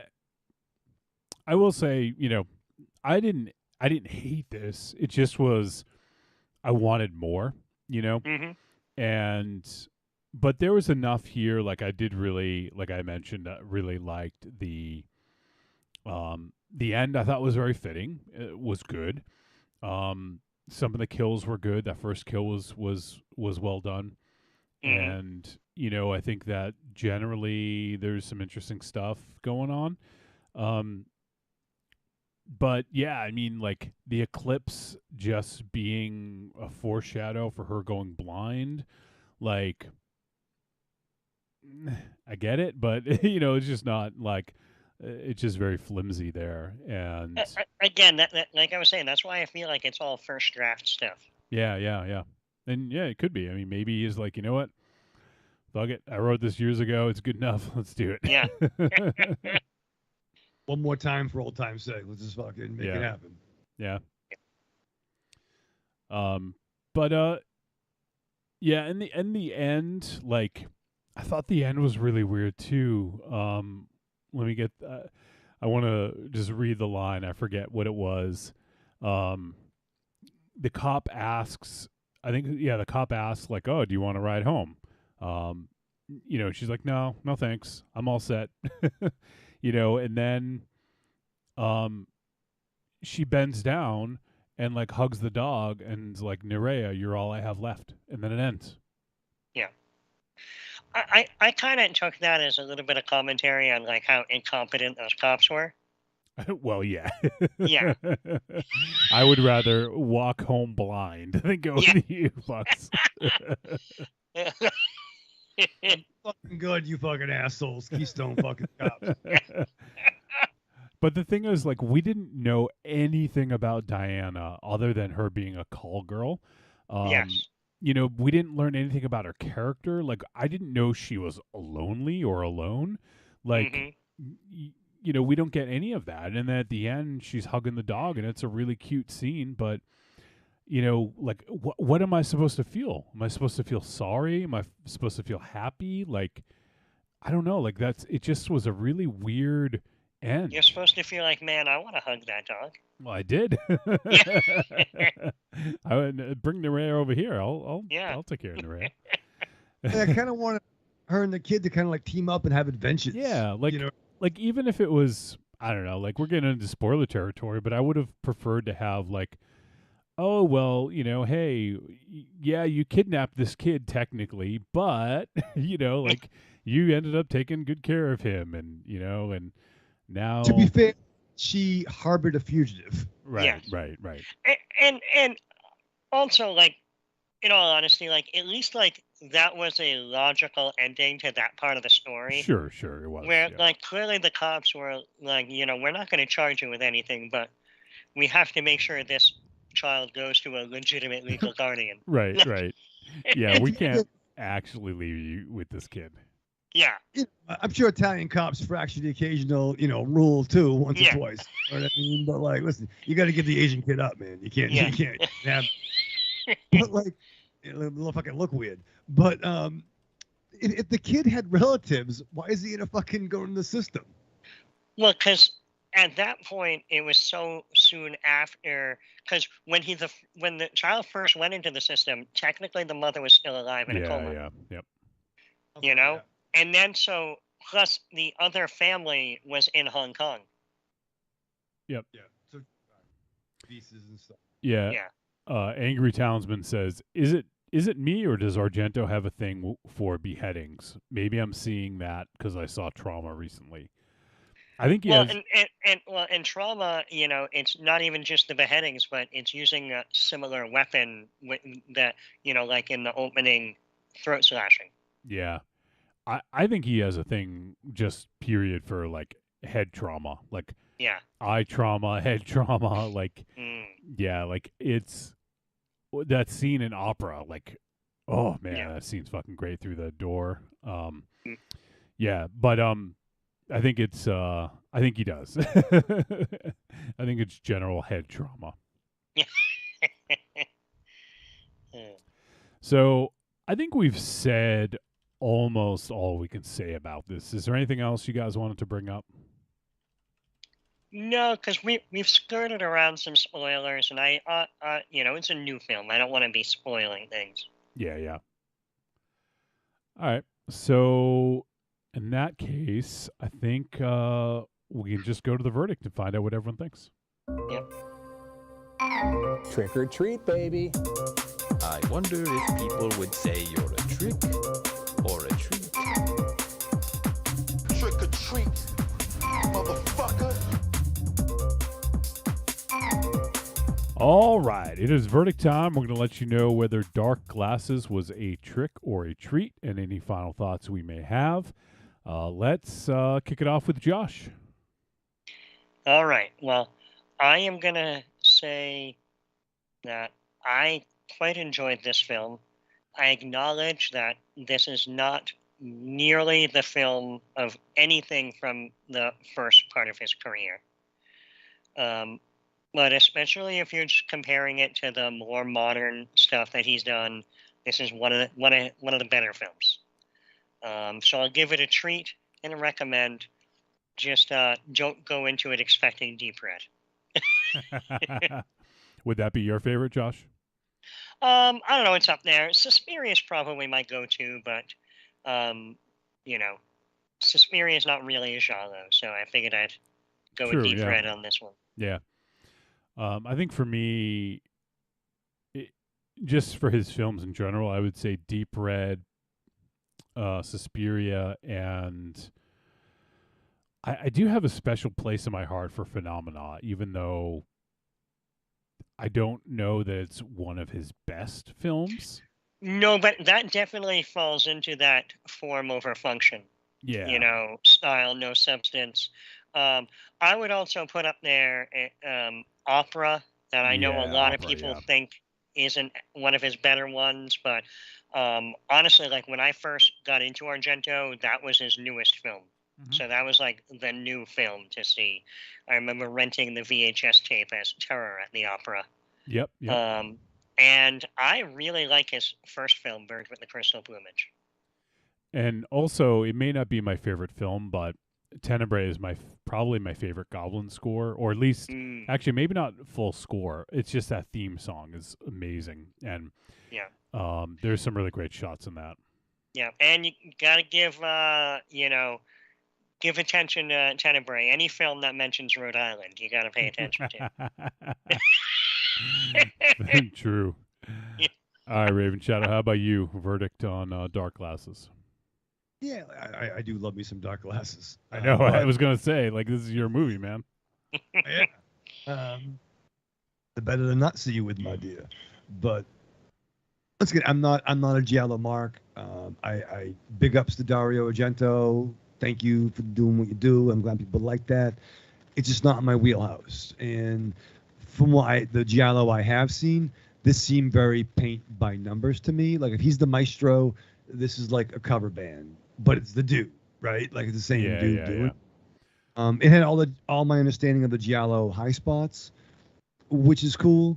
It just seemed like, I don't know. Nice nudity. That was fun. That was nice. I do agree that the triple threat is Ozzy. I loved Ozzy Argento. I did pop when she was, I saw her name because I am a big fan of her. You can read. I thought she had a good. I barely, but yeah, I like her, I like the dog, I like the kid. But yeah, it hit all the Giallo spots for me. The gore was good. There's some good gore, especially that car crash scene. Definitely didn't look fun. That was not good. But just for me personally, I would say it is a trick. But check it out if you love the genre and love the dude. Once again, 82 fucking years young. Yeah, what are you doing at 82? Yeah, no shit. You know? Yeah, I mean, I think that's a good point. I mean, the dude's 82. He's still making flicks. That's right. That alone is awesome, and I'm glad that he still is, and he was able to work with his daughter at least one more time. I think that's really awesome. And at least he didn't put her through the fucking ringer this time as he has in previous films. At least his daughter, at least his daughter didn't get forcefully, assaulted.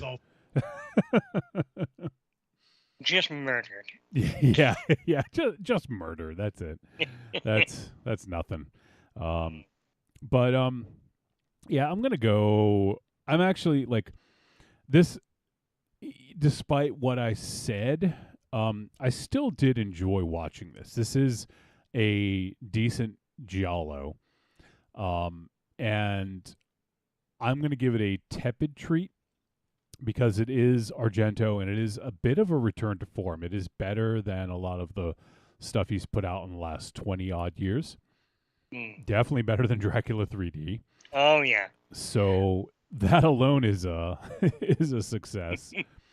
But like I mentioned, it's pretty much what I said. Is it with Argento? You get style, a lot of style, and some substance, and that style allows you to forgive the lack of substance. But in this, it's missing a lot of that style. Therefore, it makes it more difficult to kind of like, look past the lack of substance. So that's kind of what's going on for me. Overall, like Josh has said, like the camera work is really well done. I liked a lot of the shots. And there is, even though, like I mentioned, there's not much style to this in terms of his other films, I think there is like a kind of like a grittiness to it that, there's something kind of cool about it, but not enough to really kind of like pull me away from some of the things that I thought didn't work. Also, one other scene I forgot to bring up, the sea snakes. I thought that was fucking ridiculous. And again, that goes back to my first draft theory. Yeah. It's I think they called it like a nest of snakes, and as far as I'm aware, most like there's no nests. Like, granted, maybe she didn't know, maybe she wasn't aware, but like snakes don't have nests. And that could also be a translation. True, it could be. Yep, good point. Because there's definitely a couple of parts in the film that I noticed where the translation was off. Yeah, it probably is. Probably has something to do with it. But yeah, so overall, tepid treat for me. It's good to see Argento making films. We obviously aren't going to see many more from him, if any. So it's good to have one last decent one, kind of in the can, and he will always be one of the greatest Italian filmmakers. But this isn't that, but it's cool to see nonetheless. So there you have it. Our discussion of Dario Argento's Dark Glasses. It is available on Shudder if you guys want to check it out. And I just saw in the group chat. Yep, Aries chimed in. Treat, recommend more subtitled movies, please. Ah, okay. Well, there you go. All right. Well, hey, if Aries says so, I mean, hey, who are we to say otherwise? Yeah, I mean, Aries Argento over here. Not Ozzy, Aries. I mean, I guess this film was so good, it got him over his dislike of subtitles. Wow, that's incredible. Mm-hmm. All right. Now, next week, we are going to be doing another film from Shudder, and we have done this series basically since it started. So we're gonna keep going and check out VHS 99.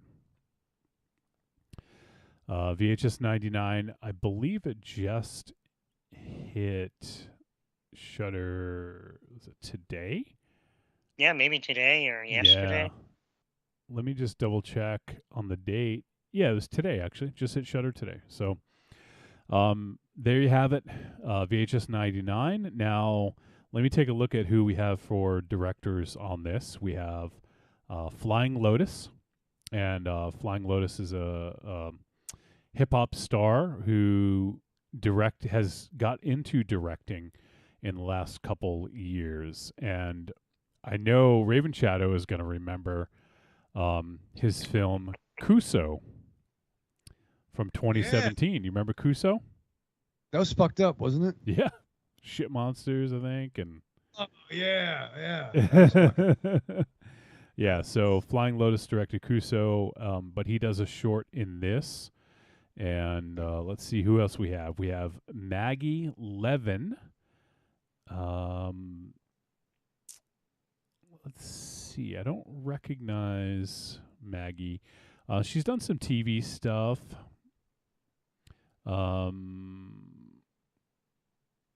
And it looks like she's done a lot of sort of behind the scenes stuff. Like she was, for instance, like second unit director on The Black Phone, which we just did, a few weeks ago. So, so she's done some other stuff, but now it looks like she's getting into directing her own. So we'll check out a short from Maggie Levin. Then we also have Tyler McIntyre. And we've actually seen some of Tyler's work. Let me just pull up his filmography, and so he did the films Patchwork and Tragedy Girls, which we both did on the show. I don't know if you remember Patchwork, Raven Shadow. It was kind of like a woman put together with like different body parts. Kind of like a Frankenstein. Yeah, it was a while back. It was 2015, 2016 maybe. Oh, heavens. Heavens to Bootsy. And I thought Tragedy Girls was really good. Yeah, I like Tragedy Girls. I think that was his best work. Yeah, I am curious to check out something else from Tyler McIntyre. And we have Johannes Roberts. And oh, okay, that's why I remember him. He directed Resident Evil, Welcome to Raccoon City, that we did on Carlitos's Patreon takeover. He directed that, and he also directed 47 Meters Down, and the sequel 47 Meters Down Uncaged. So 48 meters. Yeah. And then we have Joseph Winter and Vanessa Winter. And they directed Deadstream, which we will be doing on the show soon. So is the Joseph and Vanessa Winter couple, and they directed a short from VHS 99. I watched Deadstream a few days ago. It's pretty good. Yeah, I'm looking forward to checking it out, and we will be doing that. I'll just let folks know. I think we're doing it in 2 weeks. So that is also on Shudder. Man, we're going to be doing a bunch of stuff on Shudder in a row. All right, I'm ahead of the show now. Yeah, you are. Yeah. So there are 5 shorts in VHS 99, and I'm looking forward to checking it out. I don't really know what to expect in this one. I haven't even. I know there is a trailer for it, but I haven't even seen a trailer. I don't really know much about this one. So, I do know that they've already, I think, started working on the next iteration of VHS already. I think it's VH. I forget which one it is. Let me see. Trying to look up who one of the directors. I think actually, David Bruckner actually is doing a short on it. So that's how I can find out the name of it. So David Bruckner, who directed Hellraiser that we did last week, he has been announced for VHS 85, which now is, I think, in development. So they're doing another one, and that one looks like it's got a good mix of directors with David Bruckner, Scott Derrickson, who did the Doctor Strange movie, Natasha Kermani, Mike Nelson, and Gigi Saul Guerrero. So, yeah, it seems like the VHS franchise has been revitalized, and next week we'll be checking out VHS 99. All right. Yeah, it's always kind of fun to check out. You know, that's the thing I like about anthologies is, you know, you're typically going to get at least one good one, you know, and if it's a really good anthology, you'll see several really good shorts. Right. Or it could be, what was that movie with Mickey Rourke? I'm the Projectionist. It might have been called The Projectionist. I think that whole thing was pretty bad. That's not good. I'm the Projectionist. I'm the Projectionist. All right, we have some voice messages. None from Josh this week, that motherfucker. Fucking guy. Those fucking $5 Discogs in the back. All right, so we got two more. So we got 4 voice messages. Let's see here. Let me get these set up.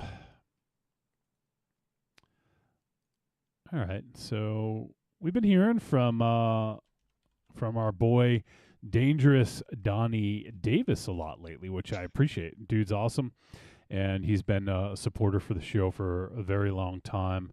And Donnie's just a really, really good dude.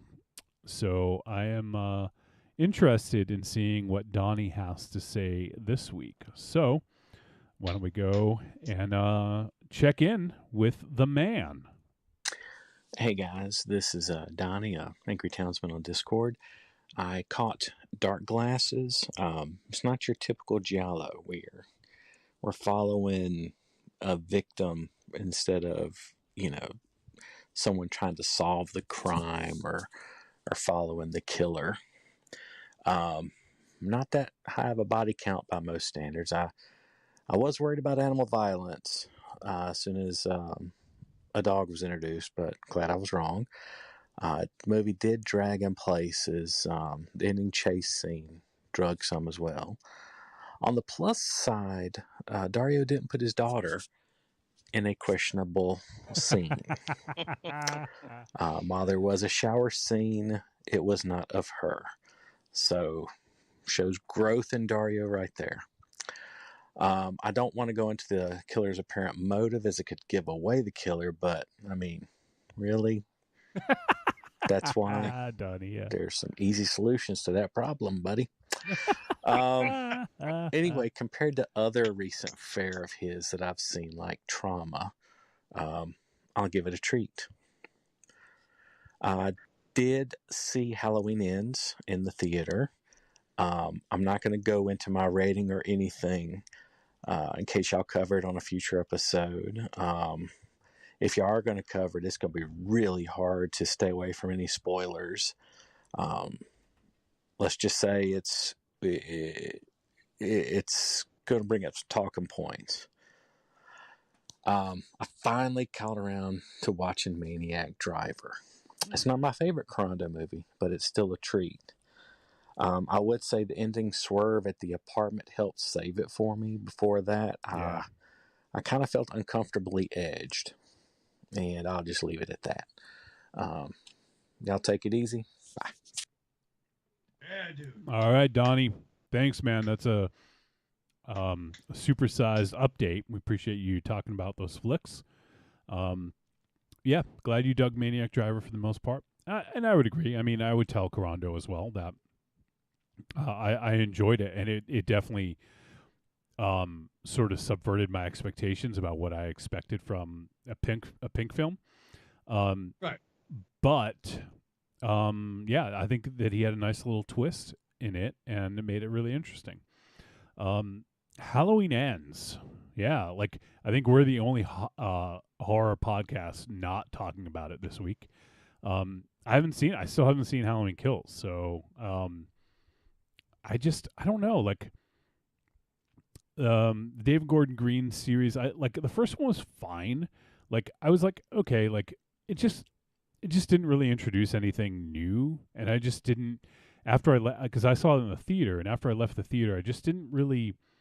I was like, it was okay. It was a Halloween movie. Like, we got Michael Myers, we got Laurie Strode, and like, it was whatever. And I just didn't. I think the end left a little bit of a sour taste in my mouth, so I wasn't exactly excited to see the next one. And then, like, there was such like an uproar about Halloween Kills, and I could have easily watched it because I think it was on Peacock, right, or something. So yeah, Halloween Ends is on Peacock too. Yeah, so I could watch it after the show, but I don't know. Like, there's just something I just don't. There's so many other things I'd prefer to watch. I think that I will definitely check it out, and I might actually watch both Kills and Ends near Halloween because I have like a week off, so maybe I'll take some time and check it out. But yeah, I'm not really just excited to check it out. I know that's not the the horror podcast thing to do. I know a lot of people are talking about it this week and ranting and raving, but how about you, Josh? Have you seen it yet? So yeah, and I saw 2018 and Kills in the theater. I was also disappointed in Kills, like a lot of people. I don't necessarily think it was as bad as a lot of people thought, but it was kind of a useless entry into the series.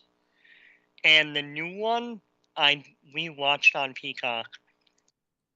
It's got some interesting aspects. Overall, I was still a little bit disappointed, but I also agree where, like, if you guys did and ever cover it, there's no way to properly discuss it without spoiling huge chunks of it. Yeah. And I think my biggest disappointment, and this won't give anything away, unless you're nerdly enough to have studied the unproduced versions of the whole series, but a big chunk of Halloween Ends is cobbled together from rejected ideas from previous sequels. Okay. Yeah. That's interesting. Mm-hmm. So one thing I want to bring up is how did David Gordon Green become like the new horror guy? Well, he's one of those directors that seems to reinvent himself every 10 years. Yeah, I mean, in the late 90s, early 2000s, he was a hot indie drama guy. Yeah. He directed like an indie drama that got immediately picked up by the Criterion Collection. And then 10 years later, he was the stoner comedy guy with like Pineapple Express. I remember when they announced him from Pineapple Express, and people were like, the guy that did George Washington or whatever that movie was. Yeah. Like, like people then thought it was weird. He was a weird choice for that comedy because he was known for like, Sundance style dramas. Yeah, I guess that's a good point. I haven't followed his career enough. But yeah, I mean, I've seen Pineapple Express and Your Highness, and like when I think of those movies, I don't necessarily think of someone who would be doing like, like all these horror remakes, and right. Especially like, I mean, he did Eastbound and Down. He did a bunch of episodes of that, and then he did Vice Principals and The Righteous Gemstones for HBO. And then he did this Halloween, sequel, or I don't know, reboot, sequel, trilogy, whatever the fuck you want to call it. And he's now filming The Exorcist. Really? Yeah. It's a sequel to the original. So he's kind of doing the same thing that he did with Halloween in making it a sequel that ignores the other films that came after it. Right. So, it's kind of an interesting decision. And he's also attached to direct the Hellraiser TV series. Which I mean, there's not much info about it, but no. So it's just weird, yeah. I mean, like, hey, I mean, good for him. I mean, if you can reinvent yourself like that, like you're always going to have work, you know, like. Yeah, and then like I said, if you go pre Pineapple Express, you had 2 or 3 films before that. Yeah. Yeah, it looks like he had before that George Washington, like you mentioned, All the Real Girls. Yeah. Undertow and Snow Angels. Yeah. And then Your Highness. Yeah. What the fuck? It just doesn't make any sense.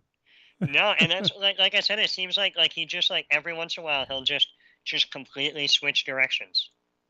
Yeah, I mean, hey, I think that's kind of interesting, and if you can do it, then awesome, you know. Yeah, it's just weird, like, you know, like all these people probably vying for these, like, you know, real high-profile horror gigs, and then they're like, we're just gonna give it to David Gordon Green. So, yeah, kind of interesting. He does have another movie called Score, though, that is coming out between these others, which is like a comedy sports drama. It says a college football coach breaks all the rules to get a winning team, with starring Don Johnson.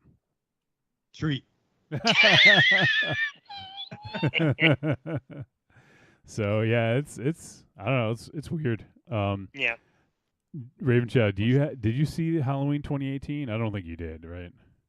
I see. I'm not a big Michael Myers fan. We talked a little bit last week. I enjoyed the first one. That's fun. The Carpenter one. I saw a couple over the years. I tried watching Kills because I think it's on HBO Max right now. And I'm like, oh, and I started watching that on like a Tuesday. And I like Anthony Michael Hall. I like that he had a bat and wanted to throw down with Michael Myers, but I don't know. It's just funny. Like, I get slashers, but there are folks who like. There was a guy at the shop who was like going to see Halloween Kills. Like, oh, it's my favorite franchise, but I hate every movie after the first one. Then and first part 1 and part 3. Then how can it be your favorite franchise if there's 15 of them, but you like 2? Yeah, I don't get it. I can understand that. He likes the first and third one so much that he can forgive everything else. I get like how many times can you make a Spider-Man or Batman movie? I get that, but are Michael Myers fans really just fucking masochists? I think so. Yeah, I don't. I saw a funny meme when 2018 Halloween came out. And it was a guy saying, I love the Halloween franchise. My favorite films in the series are Halloween, Halloween 2, and Halloween. My least favorite 2 films in the franchise are Halloween and Halloween 2. Yeah. Yeah. It is kind of funny. Yeah. Angry Townsman says, when I mentioned David Gordon Green doing The Exorcist, he says that's not good news for Exorcist fans. Maybe Pazuzu will be hiding out in a sewer. Was part 3 the good one, the good sequel? That should have been part 2. What, The Exorcist? The Exorcist. Part 3 it's pretty divisive. Yeah. Some people love it. Part 2's got some great things going for it, but it's definitely one of those style over substance movies. Yeah. Because I think we saw some of the Maru saw part 3 over Pez and Gabe's house, and I think I liked part 3. Is that when dude fell down the stairs? It's the end of the first one. Oh, fuck. Oh no! I didn't. What was the heretic? The heretic, yeah. Yeah. Is that part 3? No, the heretic is the second one. Yeah. I'm trying to remember now the difference between. I haven't seen any of them in a long time, but I thought 3 was supposed to be the real part 2. Or I could be wrong. I could be totally wrong in that. There are way more horror people that will know more than I do. Any bells, John? So, or am I just drunk? Part 3 is based off of the sequel book, I think. Yeah, maybe that's what I think that's. Whereas the movie Part 2 was just written as a sequel to the movie. Maybe that's why it's. Yeah. Okay. Yeah, because wasn't 3 was the one where they went to like the desert, right? They showed sort of like the history of Pazuzu. Am I? No, that's the beginning. That's that one that got even more confusing because like Paul Schrader like wrote and directed it, and then they said, "Oh, we don't like this. It's too psychological." So they had didn't they have like Rennie Harlan or someone come in and use like 40 minutes of his footage and then write and direct their own movie around it? And then they released the Rennie Harlan one to theaters, and then they released both of them like separately on home video. Weird. Well, I've never seen that Rennie Harlan one, so yeah, maybe I'm thinking of something else. But I don't know. Maybe we're all confused. Yeah, that's very possible. So yeah, The Exorcist, David Gordon Green. There you go. He's gonna fix it all. Don't worry. Yeah. Just like he did with Halloween. Yeah. Oh yes, this elderly man. He's a good serial killer. Oh man. All right. Let's continue on with the voice messages. Let's see who we got next.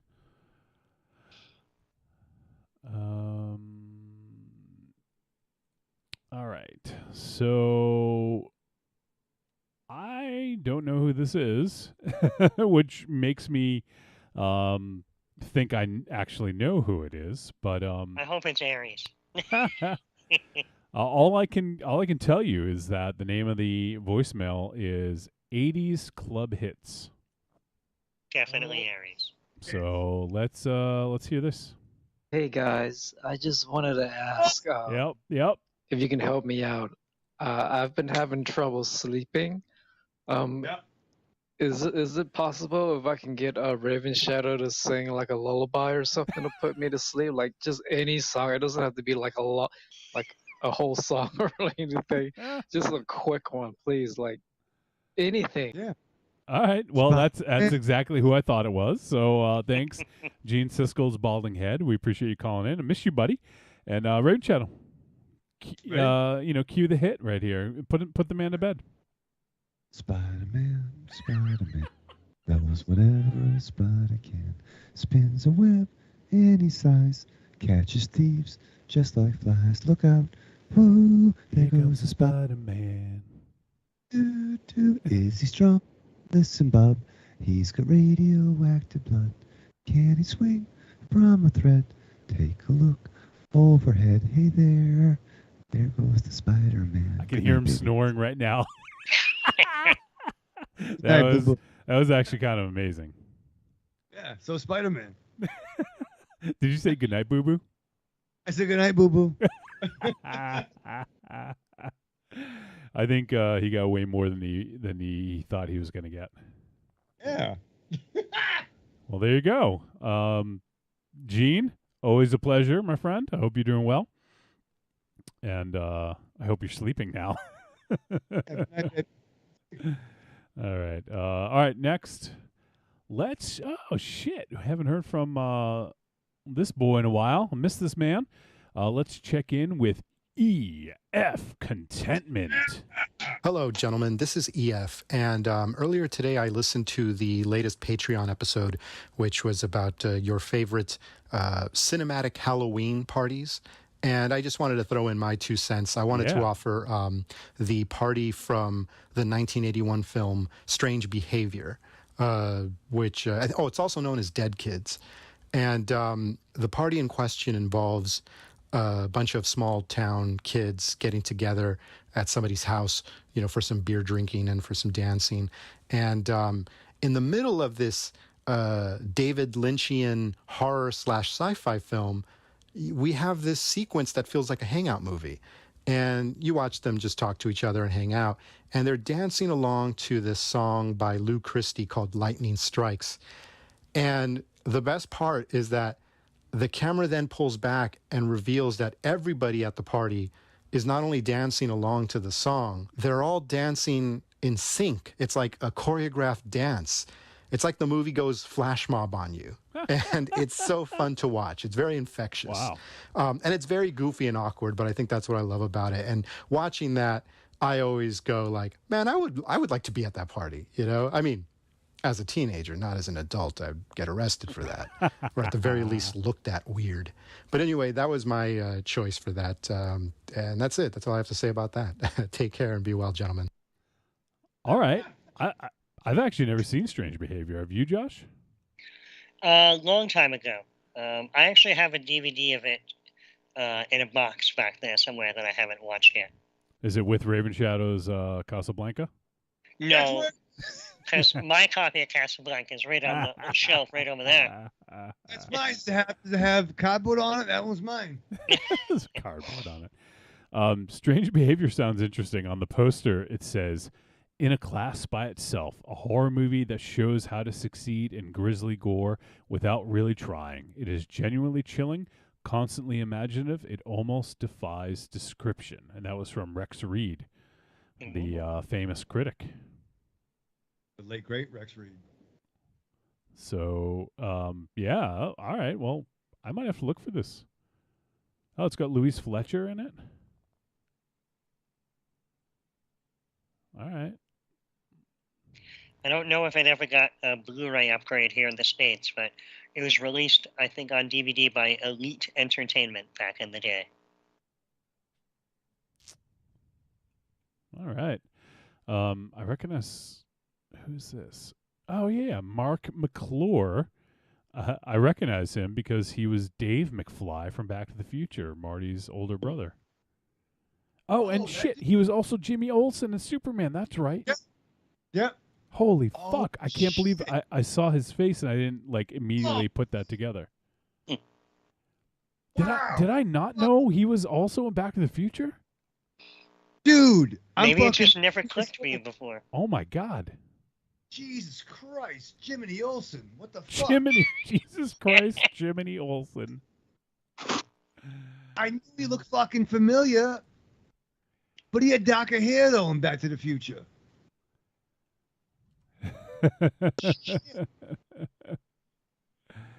Why is nobody talking about that? People don't know that. I know. Why that should be what people are talking about. Yeah. How did we not know that Mark McClure was Jimmy Olsen in 1978 and also Dave McFly in 1985? That's fucked up, dude. Sure, fucking Josh knew. He ain't fucking helping. But like, Jesus Christ, who's fucking blown away right now? Well, you and I. Yeah. Did you know that he was in Smallville, Raven Shadow? As a character named Daxer? I don't know. Wait, Dick Donner, Jimmy Olsen was in Smallville? Yeah, he played a character named Daxer. He sounds like a maybe. They had Kryptonite or Kryptonian, I mean. Either that or maybe he might have been one of the kind of fucking weird. Maybe. I am revisiting the show. They pretty much had everybody who was alive back on, but holy shit. I had no fucking idea he was fucking in Back to the Future. Well, there you go. Indirectly, EF just blew our minds. So thanks for that, EF. Thanks, buddy. And it great to hear from you, EF. I hope everything's going well for you, my friend. And we appreciate you giving contributing your own Halloween party that you would like to attend, because that one sounds pretty outrageous, and this movie has pretty outrageous cast. I'm gonna have to check this out sometime. All right, we have one more voice message, and it is from across the pond, Raven Shadow. Yeah! We're gonna hear from Linus. Hello, Trick or Treat Radio. This is Linus. How's it going? Long time no drunk call. Although, as I said in the Facebook group this week, when I saw last week's episode title, I thought maybe I had. I'd literally gone to sleep the night before and thought, such shite to show you. That's gold, Jerry, gold. But yeah, anyway, unfortunately, it was such shite for me. I found it super bland, lacking the pervy edge of the original movie and novella, not to mention the compelling characters and plot. The cast in this were just a bunch of blandly attractive young skin jobs, and the script gave them little to do. This just seemed like another rights retaining sequel to me. Cenobites looked cool, Jamie Clayton was good, but to be honest, they had too much screen time. Cenobites are like hot sauce. They enhance the flavor, but you don't want a big bowl of Cenobites. And it just made them slasher villains like 3 onwards again, especially in the Cenobite Siege, where it turned into 90s 13 Ghosts. But whatever, it's still like the 3rd or 4th best sequel, even if I was bored shitless for most of it. Dark Glasses this week would hopefully have been a return to form for Argento, but unfortunately he continues his 30-year streak of should have been retired 30 years ago. He's done worse, but this was super whatever. At least it was short. Also, last week I saw Halloween Ends, which, from the way people are reacting, is either the best movie ever or a complete atrocity. Well, I've got a shameless plug. Harry from Death by DVD and I did a team-up episode on the great show Watch Skip Plus, joining the wonderful hosts Justin the Cinemasochist and Cupcake Jose, also with podcast godfather Sammy from Gentleman's Guide to Midnight Cinema. And we discussed Halloween Ends. So if you want to know what I thought, tune in. The episode drops today. And you should check it out for a pretty rad discussion from what I can recall. Yeah. All right, have a good show. See you later. Well, awesome, Linus. We appreciate you calling in. And I did see the Cinemasochist, Justin, post that you joined him on a show. So I'll have to check that out. And awesome to have Sammy on there as well. And it looks like I remember Linus saying something about this, but he I think he's now I think he's on that podcast, Death by DVD, or he's on it quite a bit. So if you guys want to hear more Linus, you can go check that out, or go check out the latest episode of Watch Skip Plus with the Cinemasochist and Cupcake Jose. And you can hear Death by DVD and Sammy from Gentleman's Guide. You gonna check that out, Raven Shadow? Yeah, I just wrote it down. I'm fucking chuffed to check that out. You're chuffed. You know what that means now. I'm proud of you. Excited. Are you off tomorrow? Do you take tomorrow off after your big day today? No, I took today off. Yeah. Oh, okay. So. You can't take a Thursday off and not a Friday. I know. I should have. You should have just made it a long weekend. Yeah, man. Take Monday off too. And then you can celebrate. Celebration. Yeah, no, we partied. I talked to Rock early today. It was nice. Should have just taken the rest of the month off to celebrate Halloween. God damn it. Next end of continuity, I'll do that. Next end of continuity. Yeah. No, I ain't doing it again, but no, it's not. Worst time. I actually have a pretty good amount of time off coming up. I have basically the week of Halloween. It falls on a Monday, but I took that whole week off.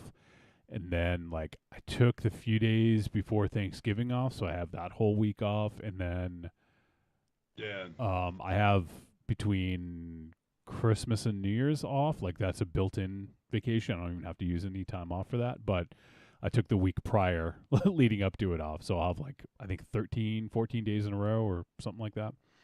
So, yeah, I got a lot of time off coming up, which is good. So... catch up on, some movies, maybe some games, maybe some podcasts, maybe some personal projects or whatever. So, All right. Well, we should wind this down. Let me just double check. I want to make sure we didn't get any other voice messages while we were playing those. Nope. Looks like we are clear on voice messages. So, all right. Well, let's wind things down. Josh, as always, we appreciate you hanging out with us and lending your expertise and your camaraderie and your friendship. And it's always great to have you on, my friend. Yeah, thanks for having me. I always love being on. So. Well, we'll have to. Let's see. We'll look at the calendar and see what's next and what's coming up. In December, if you recall, we do December double feature Cram Jam, and might be good to get a little bit more intelligence for 2 films. I don't know if we can keep it up for 2 films for the whole month. We can try. We can try. So we'll be in touch, and you guys will hear Josh again soon. So. All right, sounds good. All right, Josh. Thanks again, man. Thank you. All right, Raven Shadow, why don't you say goodbye? Once again, Josh, thank you, buddy.